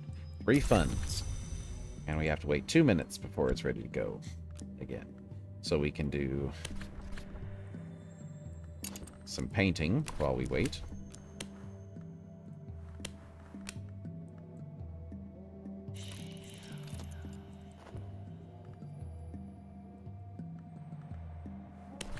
We can do a portrait of Hal. The mind is a paradise of mirrors in which all things are clear, even those things I might prefer not to see. We have profound scholarship. My skull creaks at the corners with the knowledge I've accrued. Use this with 4 lessons learned to gain more reason.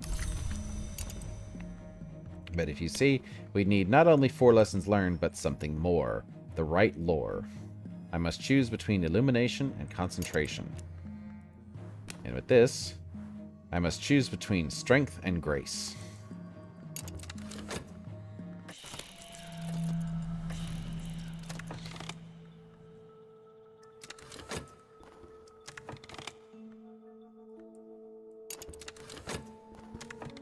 We found a shifty woman. I get the job done.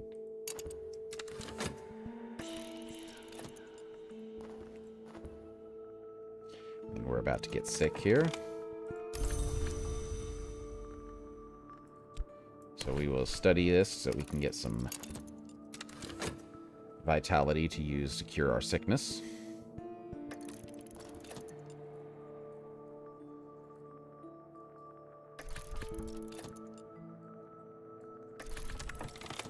And 2 funds.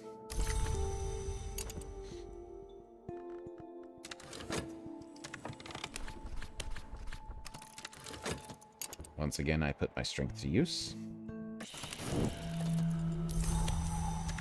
Oh boy. So, yeah. Good thing we were curing that because... Oh, we made a vitality because you say it was flashing red there. It didn't have a health card to grab just yet. But that's why we made so many health cards.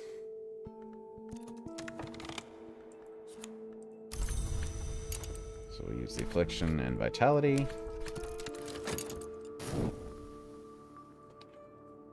And then we can use the other health and get another vitality.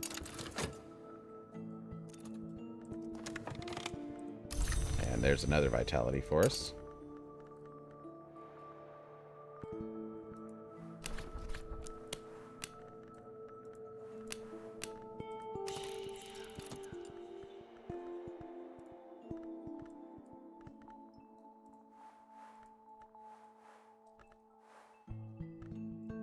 Let's paint on our lore.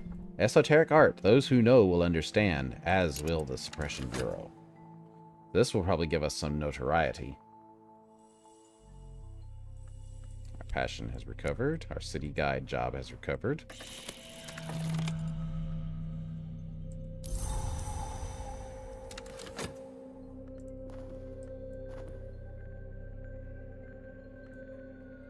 And here we have despair coming, so that will help us get rid of the visions.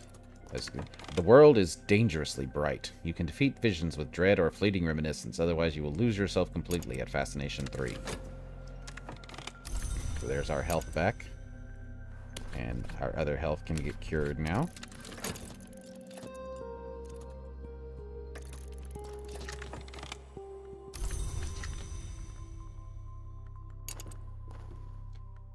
We got some funds from that, and some notoriety.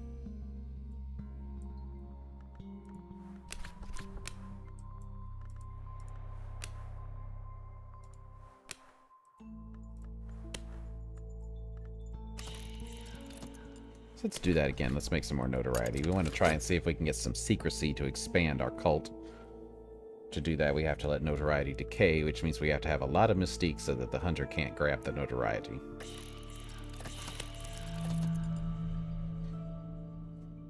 And we can keep using the paint to hide the notoriety from the cop.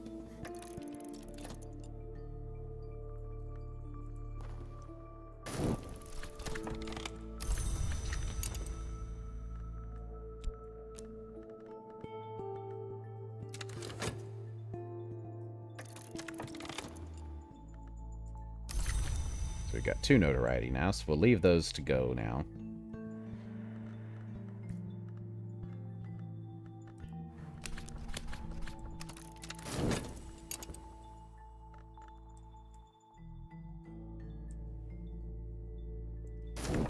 Let's see. We'll go exploring with our health again here.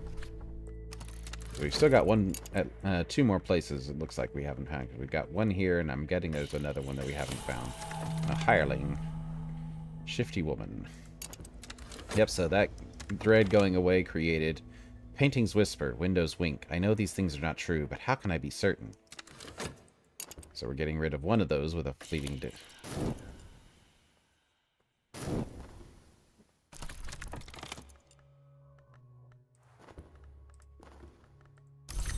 Okay, so here's how we can hide these. So we can hide the 2 notorieties so he can't grab them there, and add a passion and a mystique.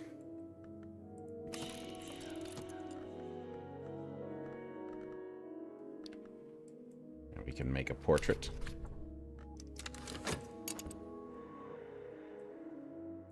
Because as long as he doesn't have the notoriety available to grab when he tries to grab something, we're fine.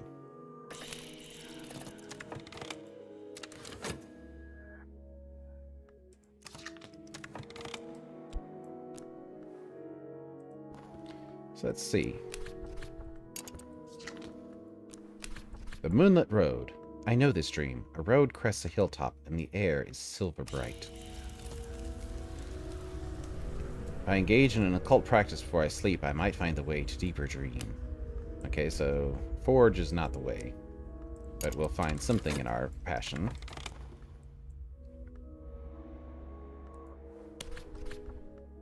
The assassin... So we're going to read The Victory of Crowns by Aaron. The assassins are, according to Aaron, the agents of a power called the Colonel, a soldier of the Secret Masters. The accounts go all the way back to Roman times. So that will get us some edge lore.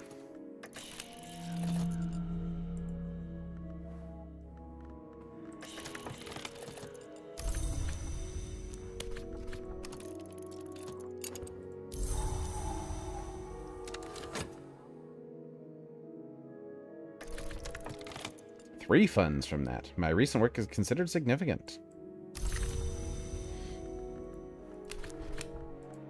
The notoriety makes us money. So we can hide a contentment there.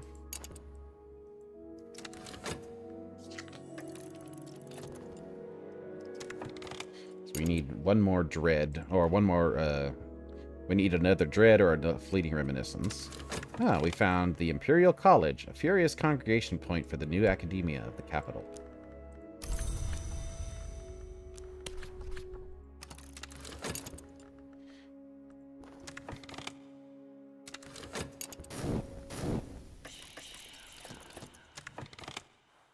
A fortune teller. I see things. I see that you're different.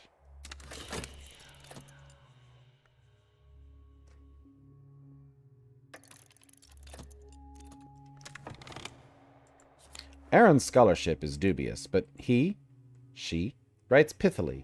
Incidents of sudden and violent death are interspersed with aphorisms. Ours don't dream. Long try not to. We've learned a knife's secret. When our ancestors forged swords, taught the arts of martial movement, spoke curses on the eve of battle, all these things shared certain patterns. Use this in a rite with a corpse and winter power, and the corpse will rise. The crowds of sleep.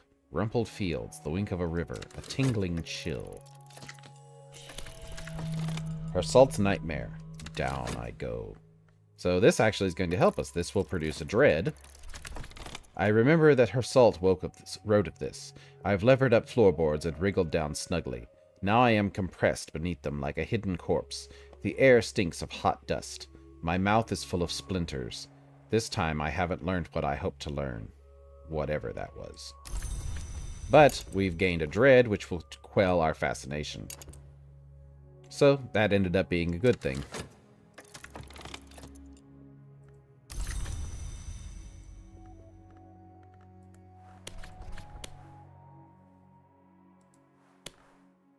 So we'll just use those and the passion and leave the mystique alone for him to grab.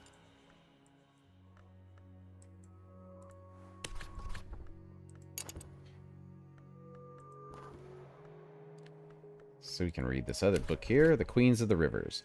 The Queen of the Vistula is poisoned. The Queen of the Dnieper chokes on a fishhook. The Queen of the Tagus is burnt alive.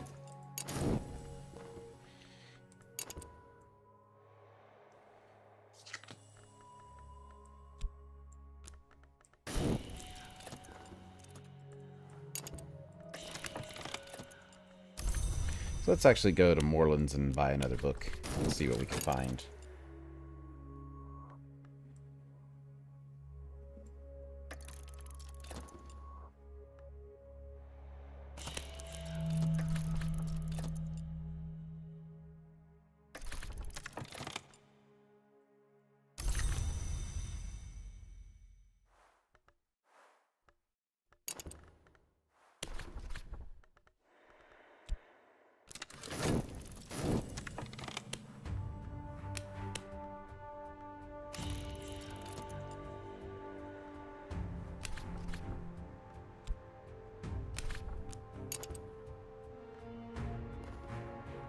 Traveling at Night, Volume 2, the annotated dream journals of Christopher Illopoli, sometimes called the only readable occultist. Literate, entertaining, bewildering. This is the second volume. Queens of the Rivers. The culprit, it transpires, is the audience. The surviving queens are directed to execute whatever audience members do not escape. A surprisingly lucid epilogue suggests the correspondence of river names with historical events does provide clues to secret histories beyond our own. An occult scrap. So we got some secret knowledge out of that. Traveling at Night. There is an extensive discussion of the similarities between Illopoli's own dreams and those of the Emperor Elgabalus, who Illopoli regards as a dupe or avatar of the sun in rags. The white is west of the world, Illopoli remarks, and winter does not wait forever.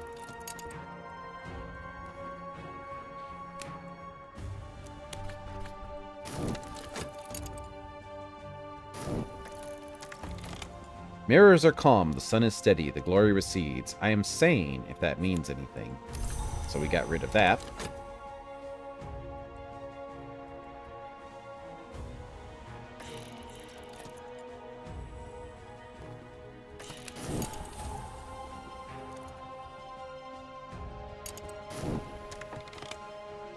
Found Kitling Ripe and the Moldy Warp's Grave and Other Stories, a lusciously illustrated tome of loosely connected children's stories, collected by one N.K. Field. Few of them are remotely suitable for children.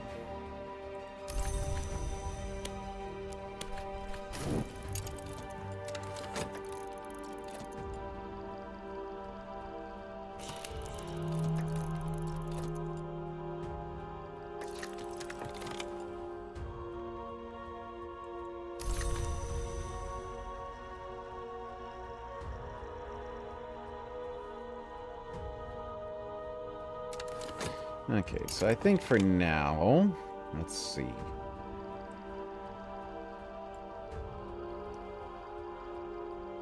We can go ahead and do our city guide routine again. Because we do have a fleeting reminiscence we can use to pop in there. And make some more money. Elgabalus found his way to the White Door at last. Thankfully, speech can't pass the White Door, and honestly, Elgabalus never had anything very interesting to say. I tried to follow in his footsteps, but I never learnt enough of the White. I suppose I'm thankful for that too, but here's what I do know. Some erudition and a sexton's secret. A certain knowledge, it is said, can be expressed only through the particular quality of a silence. It has been suggested that one can only read such knowledge with one's eyes closed, but only by mischievous commenters. Use this in a rite with a corpse and edge aspect, and the corpse will rise. So we have Winter, Edge, and Forge lore now.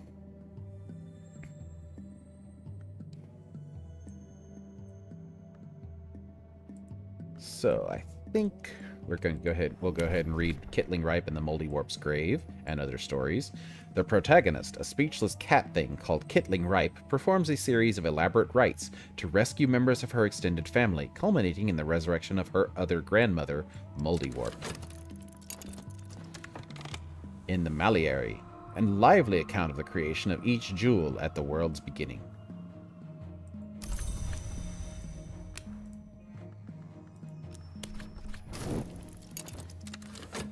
So this is our primary source of knowledge, is by buying books from Moorlands for right now.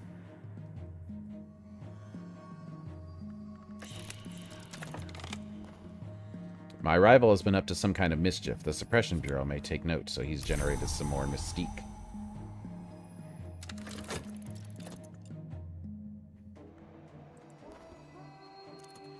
My thoughts will wander, and I will follow. Old emotions will come to roost. Memory is a maze, and at its heart, a garden.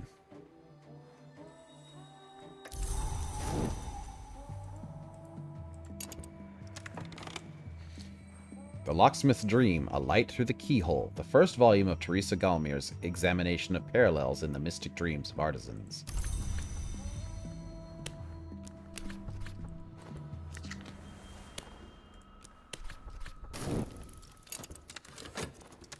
When the Snake Witch killed the stag, Kitling snatched one of its eyes. When the dry witch killed the sow, Kitling stole a cup of its blood. Then she took them to the place Moldywarp lay buried, and she shook out her hair, and she began to dance. We've got a wood whisper. Lie awake and listen. The wind speaks in the branches. The house cries out in its sleep. These are the roads that chaos rides. Speak this over a corpse in a rite with a winter influence present, and the corpse will rise. How interesting. Lively, yes, but also almost entirely nonsense. Pearl, the tears of the forgotten moon, caught by the lionsmith in his net. Ruby, the blood of the first bird, stung by the lionsmith's hammer.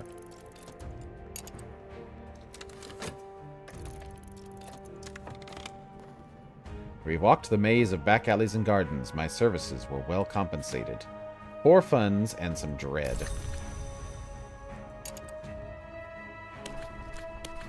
So hopefully we'll be able to let that dread just fade on out.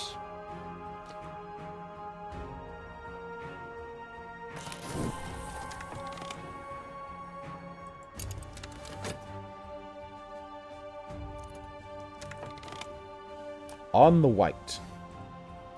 Solomon Husher writes, perhaps allegorically, of winter and its long, slow, doomed romance with the sun. The epigraph is sunset at noon.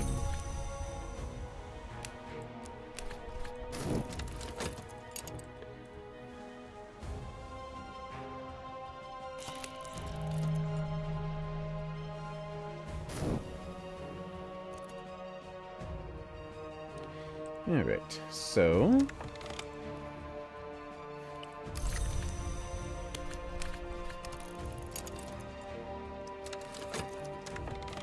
the author is either terribly misinformed of the nature of the hours, or, one begins to suspect, intentionally throwing up a smokescreen to confuse seekers of the invisible arts. But there are some useful crumbs of fact to be picked out of the daft and gaping cracks. A watchman's secret and a smith's secret. It has been expressed like this: each hour has its color, but color exists only where there is light. And we found The Other Line, one of Samuel Savage's more thoughtful works, an allegorical play about the city Clarity, a city that is also a book, and the sentences which inhabit it. Well, that's a new color we haven't seen yet. The Lord's Proverbial and Lord's Disquisitional war in the streets of Clarity, while the punctuants get drunk on ink and supply the jokes, though by Savage's usual standards, there aren't very many jokes.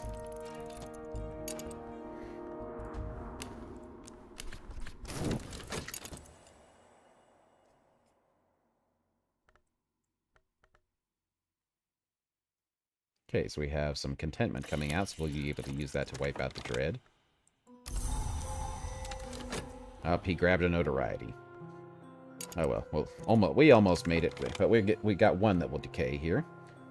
Apollo and Marsyas, the libretto of a lost opera concerning the contest between Apollo and Marsyas, and its tragic outcome. The librettist is identified only by their initials, RKNJL.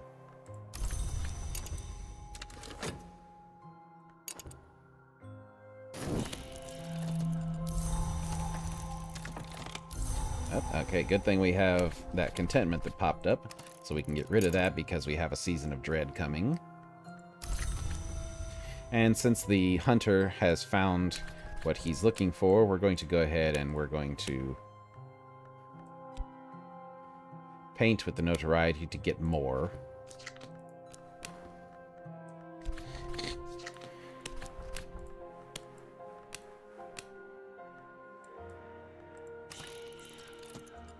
Use our fleeting and reminiscence as inspiration.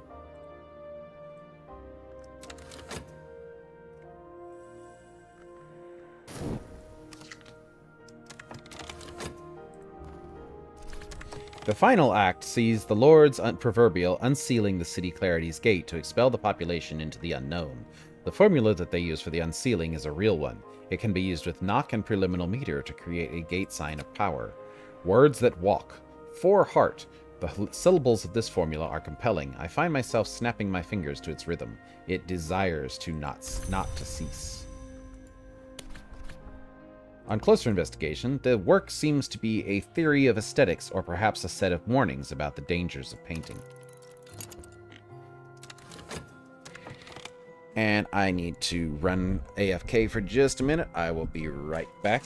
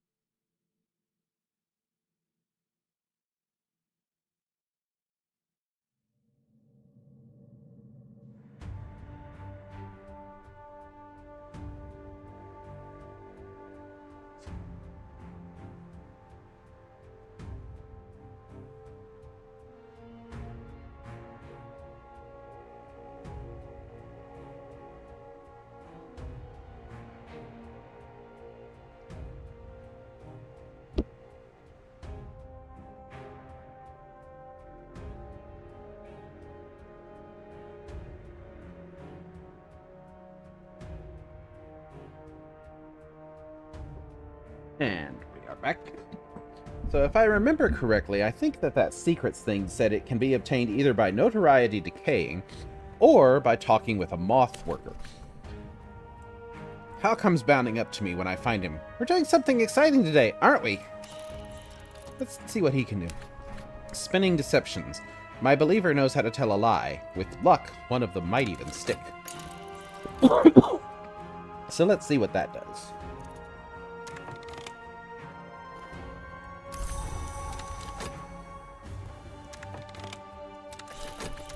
Hunter has found notoriety. They'll try to use it to create or upgrade evidence. If they're meticulous, they'll always succeed. If they're erratic... Okay, so he's found some notoriety.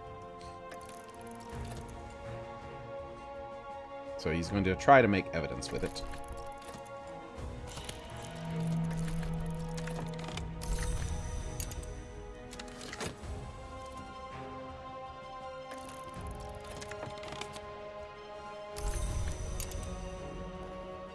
The first necessary elements of a case against me are in play.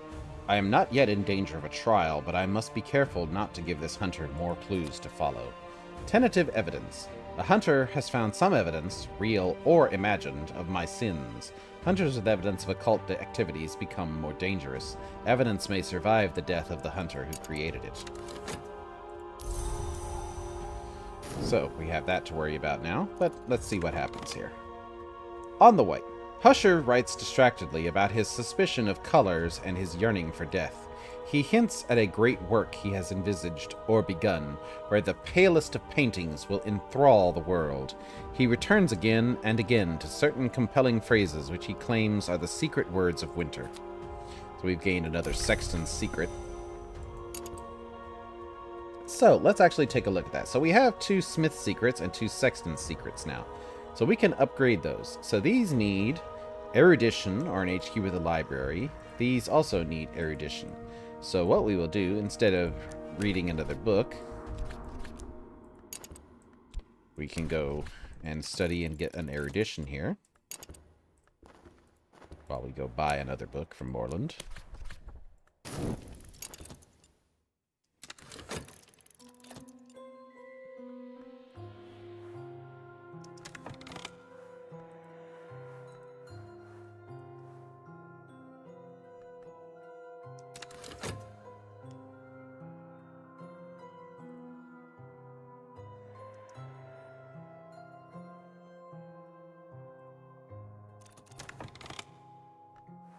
The Locksmith's Dream, Portions and Proportions, the second volume of Teresa Galmier's examination of parallels in the mystic dreams of artisans. The frontispiece has been slashed with a razor.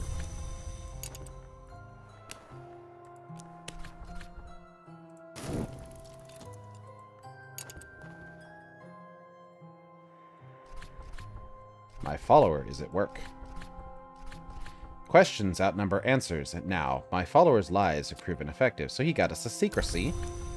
And this notoriety up here is about to decay, so that will allow us to expand our cult discretion. Alright, he grabbed the mystique. So yes. So as soon as this is done, we can upgrade our cult.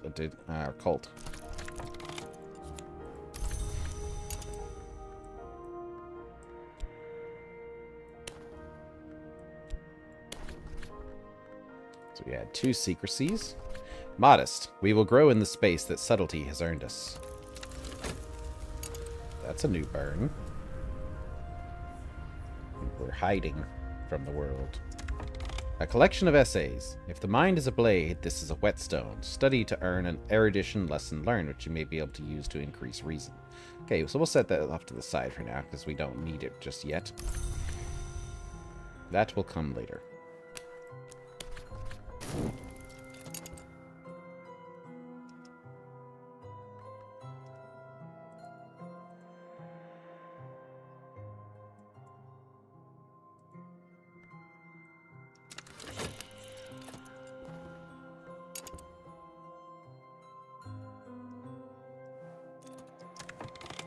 And we got another erudition, which will allow us to use both of those to upgrade our lores.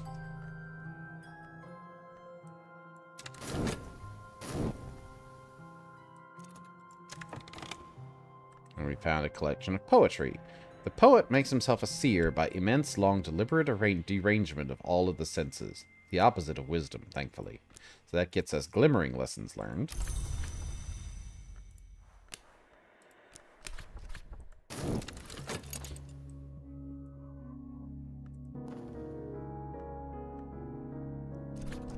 A bit of breathing room for our work and for our devotees. We are now more, but still we are careful. We can support up to 12 members without arousing untenable suspicion. Alright, so that's quite a bit. That doubled our numbers. We don't have 12 people yet, but now we can. Okay, so now here's what we do with our various lores. So we can add 2 lores of the same type to study the ragged lore. These are the words which chill the air and drink the color of my skin. And we'll go back to work using our health for now. Wisdom is a country, and these are its maps. Solve all the challenges on both fragments of lore to complete a research task. You can return to a task later if you fail. I am deepening my understanding of winter. This is a puzzle with missing pieces. I might find those pieces in odd corners of scholarship. So provide erudition, rational observations, or use a library. So we're just going to use that erudition card we got. Aha! There it is. Is that it? Now I understand. I've increased my mastery of the ragged lore, which we call by its aspect winter. A white ceremony. When I speak it, my lips don't crisp with frost. Each time, this is surprising. Use this in a rite with a heart influence and Byzantine tinct to summon the voiceless dead.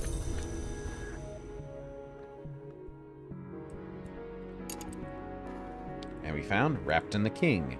Detailed accounts by James Colin Murphy of secret bacchanals and ecstatic dances observed in the necropolises and graveyards in southern Europe, in Egypt and Anatolia. The author is a self-confessed ghoul, an eater of buried flesh. He claims to have witnessed the dances while at his feasting.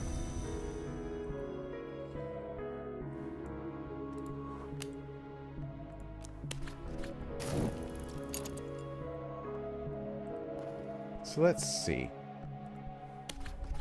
Let's see if our young brat can spread some more suspicion, or spread some more secrets.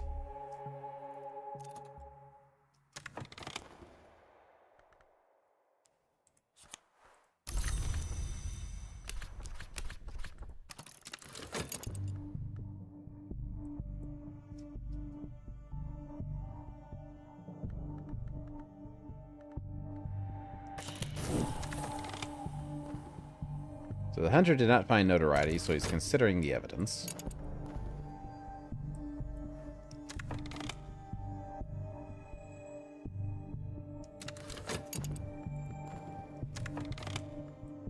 Okay, so we found another collection of poetry. And we'll hold off on that for now, and we'll go exploring again.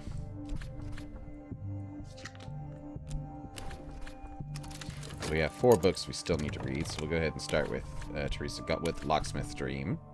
The parallels in mystic dreams experienced by carpenters, masons, and other artisans, and what they purport to reveal about the architecture of the world, sometimes mordant, sometimes funny. No one has ever explained why Galmir has devoted herself to this quixotic exploration of artisans' dreams.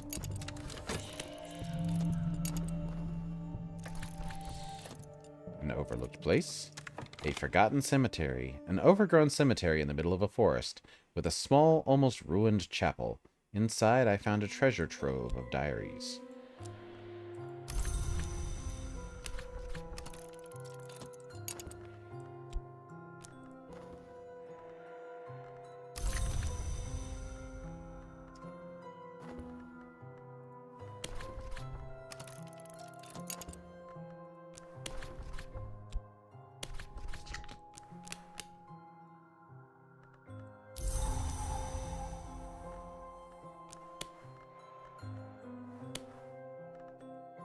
We'll hold 1 passion out so we can do something with it later. Because we're going to make ourselves suspicious by making esoteric art.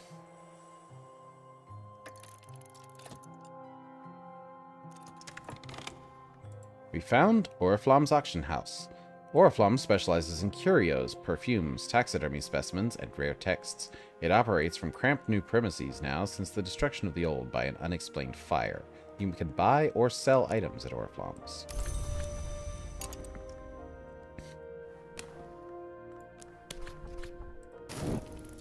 So we'll need more money before we can work on doing that. But for now, we're just going to buy another book of Moorlands.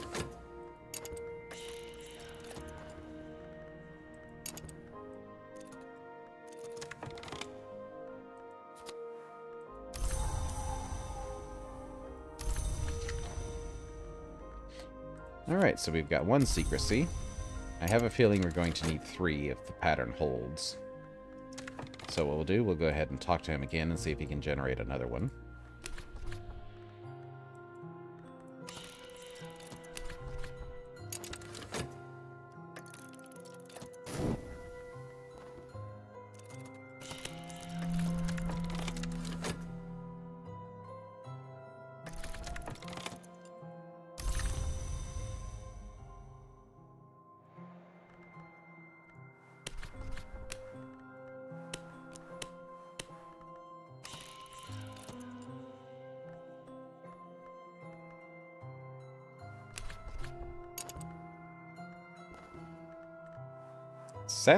Gartside Sanskrit Reader, a lucid book which outlines a careful path through the thickets of a vast and complex language. Ah, so now if we find any Sanskrit books, we'll be able to read them. Time and again, we hear of the wood which rises from the world's foundation. All trees reach for light. What does the wood reach for? Is there a difference between light and light? I think the key to dreams of the wood might be one of these, the one that isn't exactly real. So we got another Watchman's Secret. And we'll read the 2nd volume. In this volume, Galmir records fewer dreams and explicates more on her own elaborate theories. We see this again and again. What is below can't escape what is above.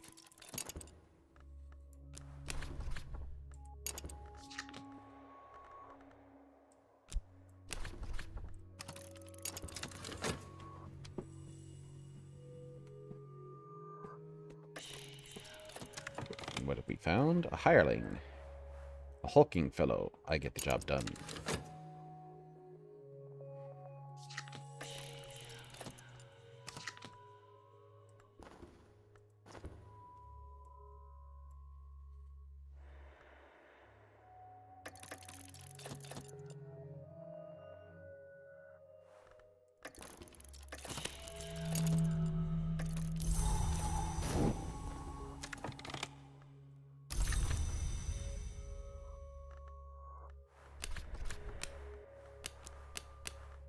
So now we have that notoriety. We'll just stock up on Mystique to hope the hunter doesn't grab it. The finest artisans all dream of the white door in the end. I think I am no artisan, only a scholar. I think there's a secret that all those artisans know, but I think that secret is only half the story. A locksmith's secret. Sooner or later, every locksmith has the dream. Now, we recite its 7 phrases.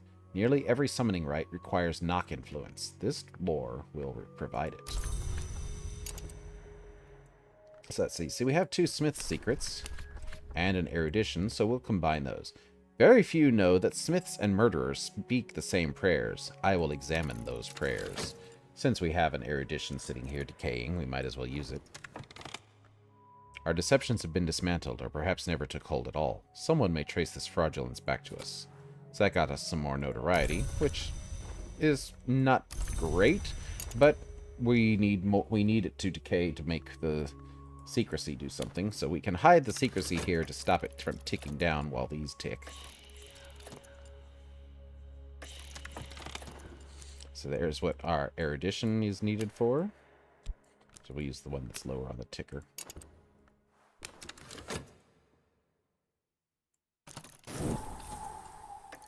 Our rival is up to something in secret.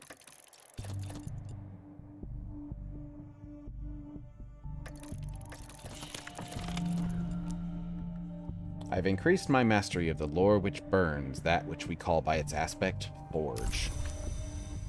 And we also have a watchman's secret, so we can combine those two. There's a proverb among the practitioners of the invisible arts: glory visits the house without walls. I would like to know about glory, because this will also use an erudition. So let's see, we have a passion here, so now let's see if we can... We have some more different lores, so let's see if any of those will give us anything at night. Ooh, Locksmith's secret gives us the Serpent's Way. Locksmiths often have the dream of after the sole of the foot is wounded, especially if it has been snake-bitten. I could try that. Interesting thought.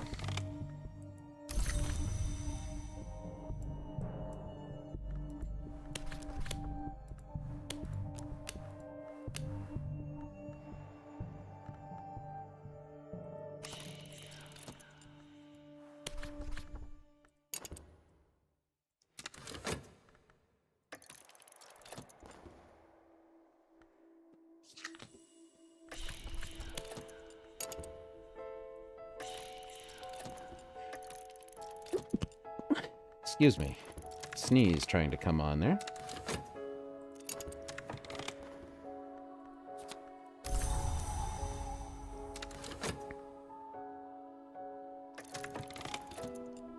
So we have a Mansus glimpse, a snatch of poetry, a single memory of a certain house that all of us visit at least twice in our lives.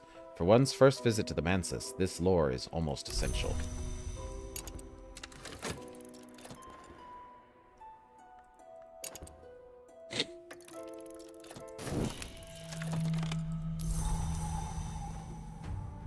I limp along the road, and so it is that I see... Oh, we have something here. Okay. I limp along the road, and so it is that I see the serpent in the ditch. I follow it across the waste places and into the root maze. Is it hair that brushes my face, or hanging moss? I bend low to stay close to the earth. Like my guide, I will not forget the way to this place. We have a buzzing in the brain. Ingi rum imus nocte et com sumi snip snip snip. A second-order influence, apparent to the perceptive, instantly recognizable to an adept. This can be used in some rites to summon minions, and some minions will leave it lingering when they are destroyed. 2 moth. And Way the Wood. I've learned the path to the wood, the tangled darkness that grows around the walls of the Mansus, although the Mansus has no walls. I can dream with this to return to the wood. So, let's do that. Let's dream with that. If I have enough passion, I can walk the dream road to the wood.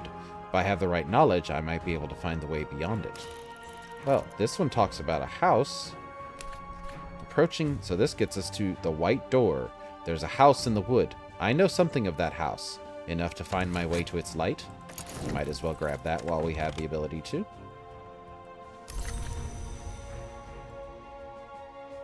And we have an illness coming. So we will paint with our vitality as an inspiration.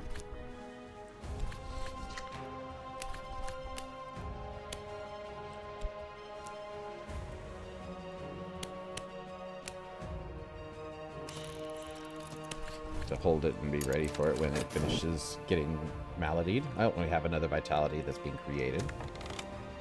And let's try and see if Hal can make us some more secrecy. Because let me guess, yes, we need 3 secrecy this time.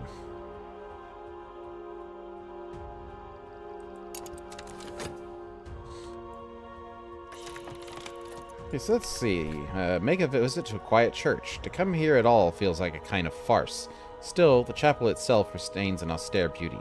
Even I can appreciate the way the sun illuminates St. Peter or St. Lucy in their stained glass trappings. Well, we can spend time. We can put a lore fragment in. There are places where the invisible arts intersect with the common religion, and here is a house of common religion. If I'm looking for believers, then a church is not a bad place to start.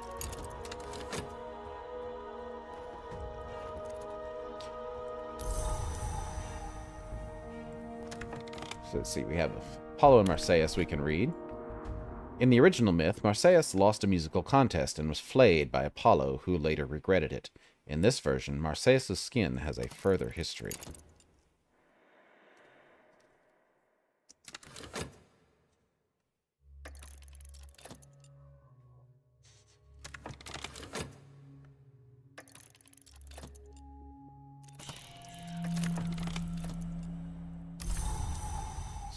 That, and as soon as our dream frees up here, approaching the white door. There are bounds about the house, with their mists and their traces. That's the rock called the Temple of the Wheel, high as a church spire, patched with black lichen and daubed with eye signs. I round it, and there ahead of me is the white door. The light of the house leaks around its edges. The white door. In my dreams, I've passed the white door, which has been called the Bone Door and the Gate of Ivory. My voice remains outside the house each time I enter.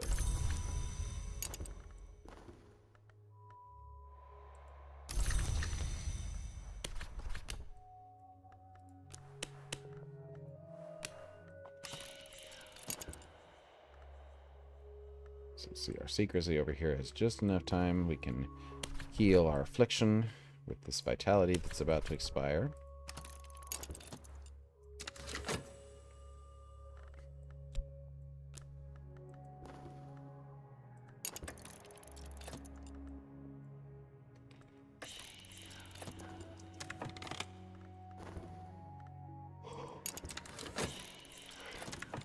A striking, flowering woman is engaging in small talk outside. As I walk by, I gather that the subject of the gossip is far from what I would have expected. Mademoiselle Bechet. Mademoiselle Olympe Bechet edits the Carisham Review, which publishes material too ghastly or thrilling for other literary magazines. She could use her assistance. History. It is the empty... So we need lore that's at least Grail or Moth 6. Unfortunately, we don't have that just yet, but we're working on it. We'll get there eventually. So, we'll remember that we met her at the church. And we may get an opportunity to talk to her again later. The skin of Marsyas gives oracles, and is later smuggled to Phrygia, where the priestesses of Cybele use it for a drumhead.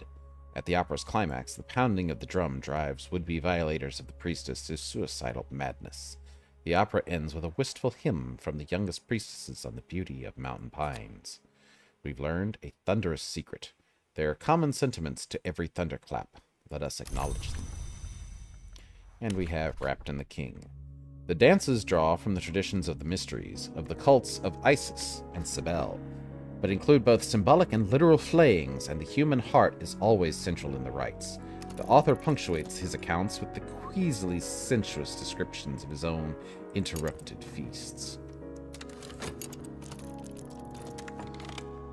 Our deceptions have been so we've got more notoriety, and what is this?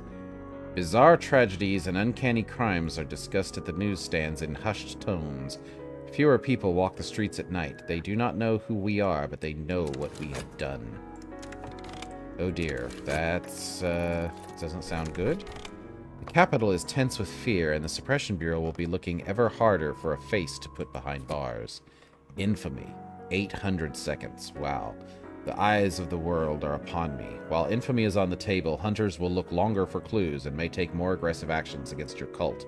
Infamy will only expire with time. Well, At least we have these that are going to expire soon, so we won't be able to grab those, hopefully.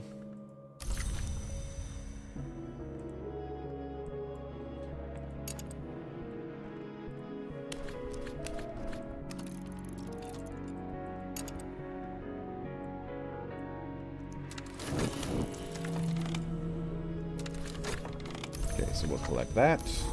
We'll hide our secrecy in the dream verb for now.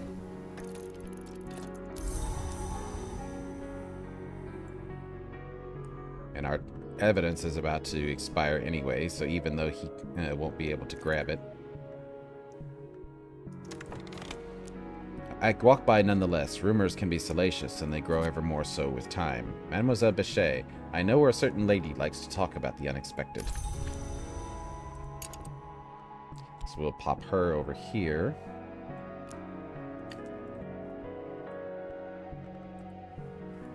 And we'll go back to the church and see what it can tell us. See who else we can find.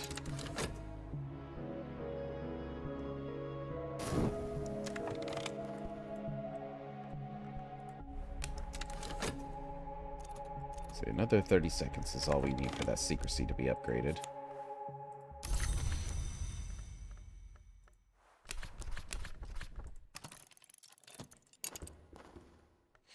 At these greater feasts, a black pig is always crowned as king before its slaying.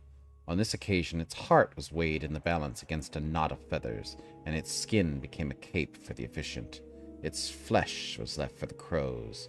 But I must confess my interest was not in its carcass, but in the perfumed flesh of the milliner laid fresh in the earth.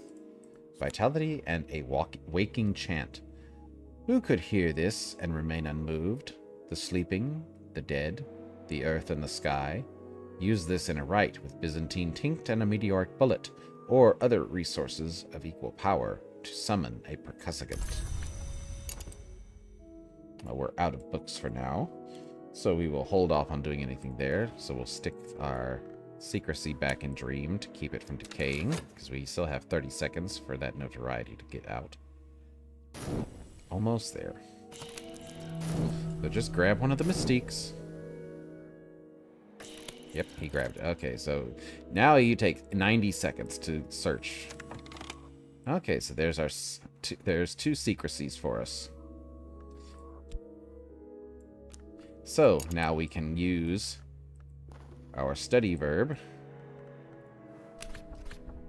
and use all three of these to upgrade our cult even further to considerable discretion. We will grow further yet in the space that subtlety has earned us.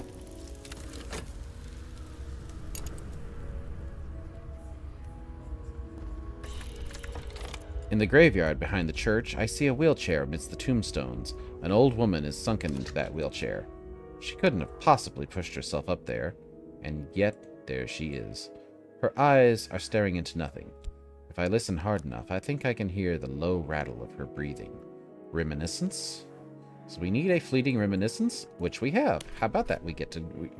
She latches onto me with one rank, bony talon and smiles. Oh, it's good to see you, dear boy, she rasps. I thought I'd lost you. I'll be out here for a few more minutes, I think.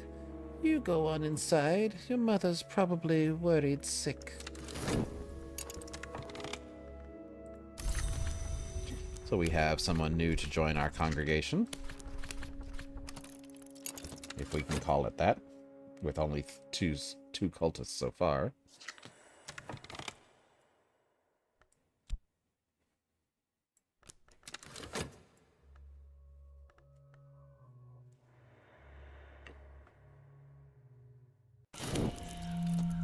And I have become sick.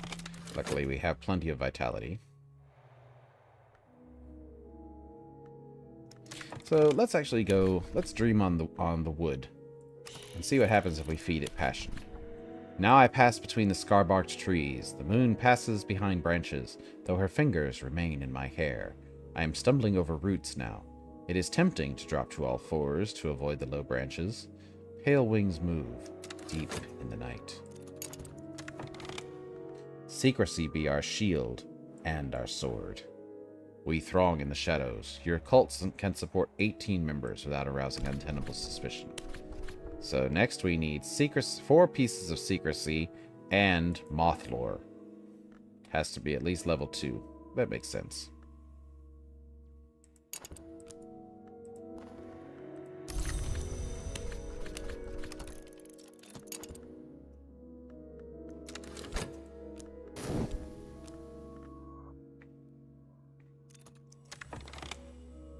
So we have met Beatrice, an acquaintance, a wrinkled centenarian who has outlived most of her relations, grandson included. Mrs. Crozier is a lonely woman, and she grows lonelier by the day. Let's see if we can find anyone else there.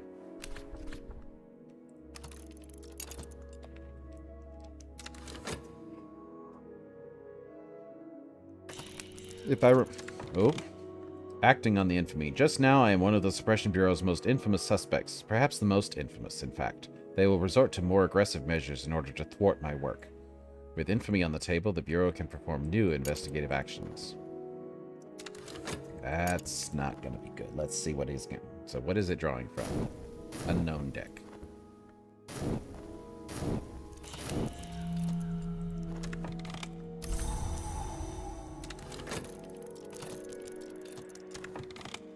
We have contentment. We have more vitality coming. Plenty of vitality because of all the work we're doing.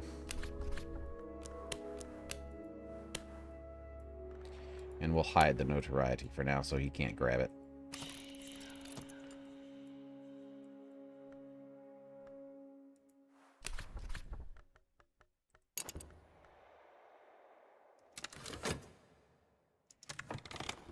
Under pretense of some minor crime or other offense, this hunter will temporarily detain one of my associates for questioning.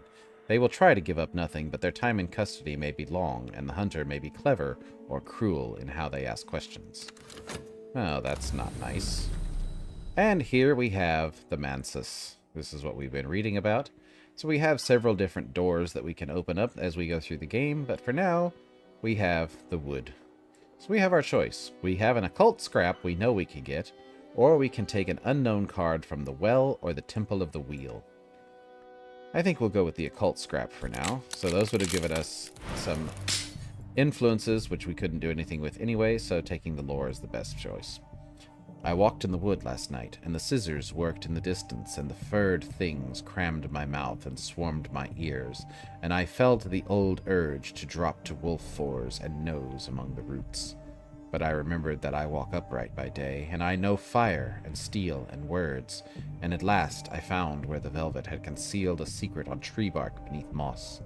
I read it then with the tips of my fingers, and I think now that I could write it in full. So that gives us another piece of occult scrap, so we have a lot of Secret Histories lore stacking up over there.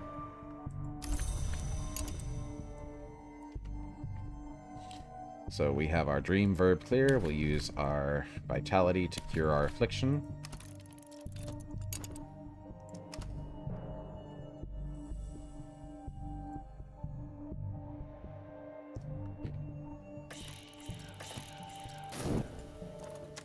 Somewhat of note, I get to chatting with a young volunteer in the churchyard. She's tending a row of bellflowers when I find her, and talks at length about her affinity for things botanical. Had to get out from under my folks, sweet as they are. Now I'm here, she tells me. London could use a few more spots of green, wouldn't you agree? So I need passion, which luckily I will refresh before this expires, so I'll be able to get her as an acquaintance.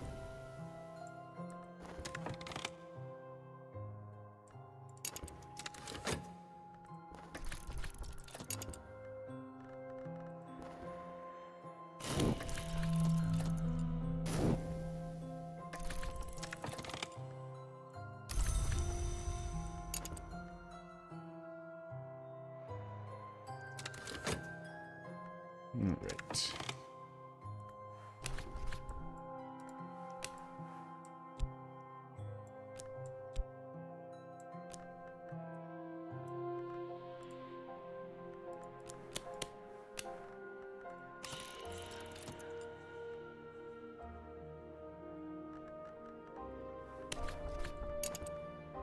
And while we're studying representativity, we'll study some Sanskrit. The name has been translated as the refined language. Okay, so our passion refreshes. I'm able to carry a more or less pleasant conversation with her on subjects like climate, food, nature, and all the rest. I eventually take control of the conversation. I tell her of arts of the earth, of the bees, and the bud, and the flowering things. Honeyed words, but they do their job. Daisy, an acquaintance.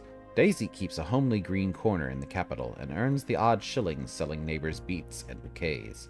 Even away from her family's farm, she tends the old pastoral habits.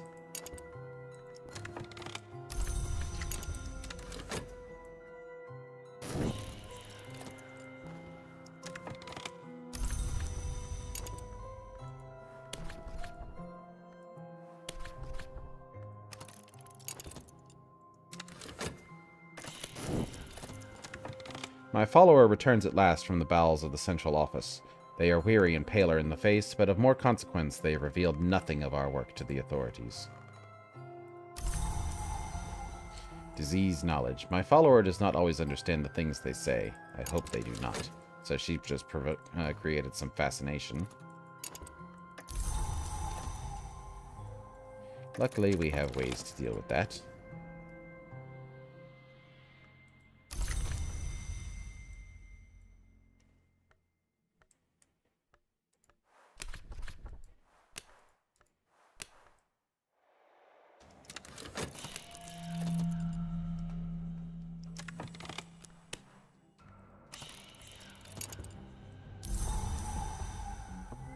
Like that. So we can use a fleeting reminiscence to get rid of the fascination.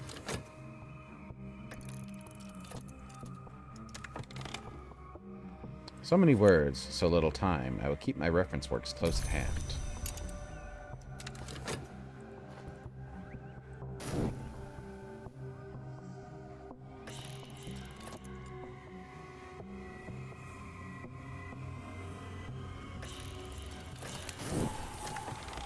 I press into the small graveyard the nuns keep behind the church. An old man is there, laying flowers at a gravesite. The daughter of a friend. He's over there, actually, he says, pointing to another gravestone. Was with the police. Passed 2 years ago. Never missed a Sunday here. I meant to visit him next. It's a nice thing to be remembered, after all. So we can use... if we still had that fleeting reminiscence, we'd be able to use it, but we don't, so... we'll hold off on that.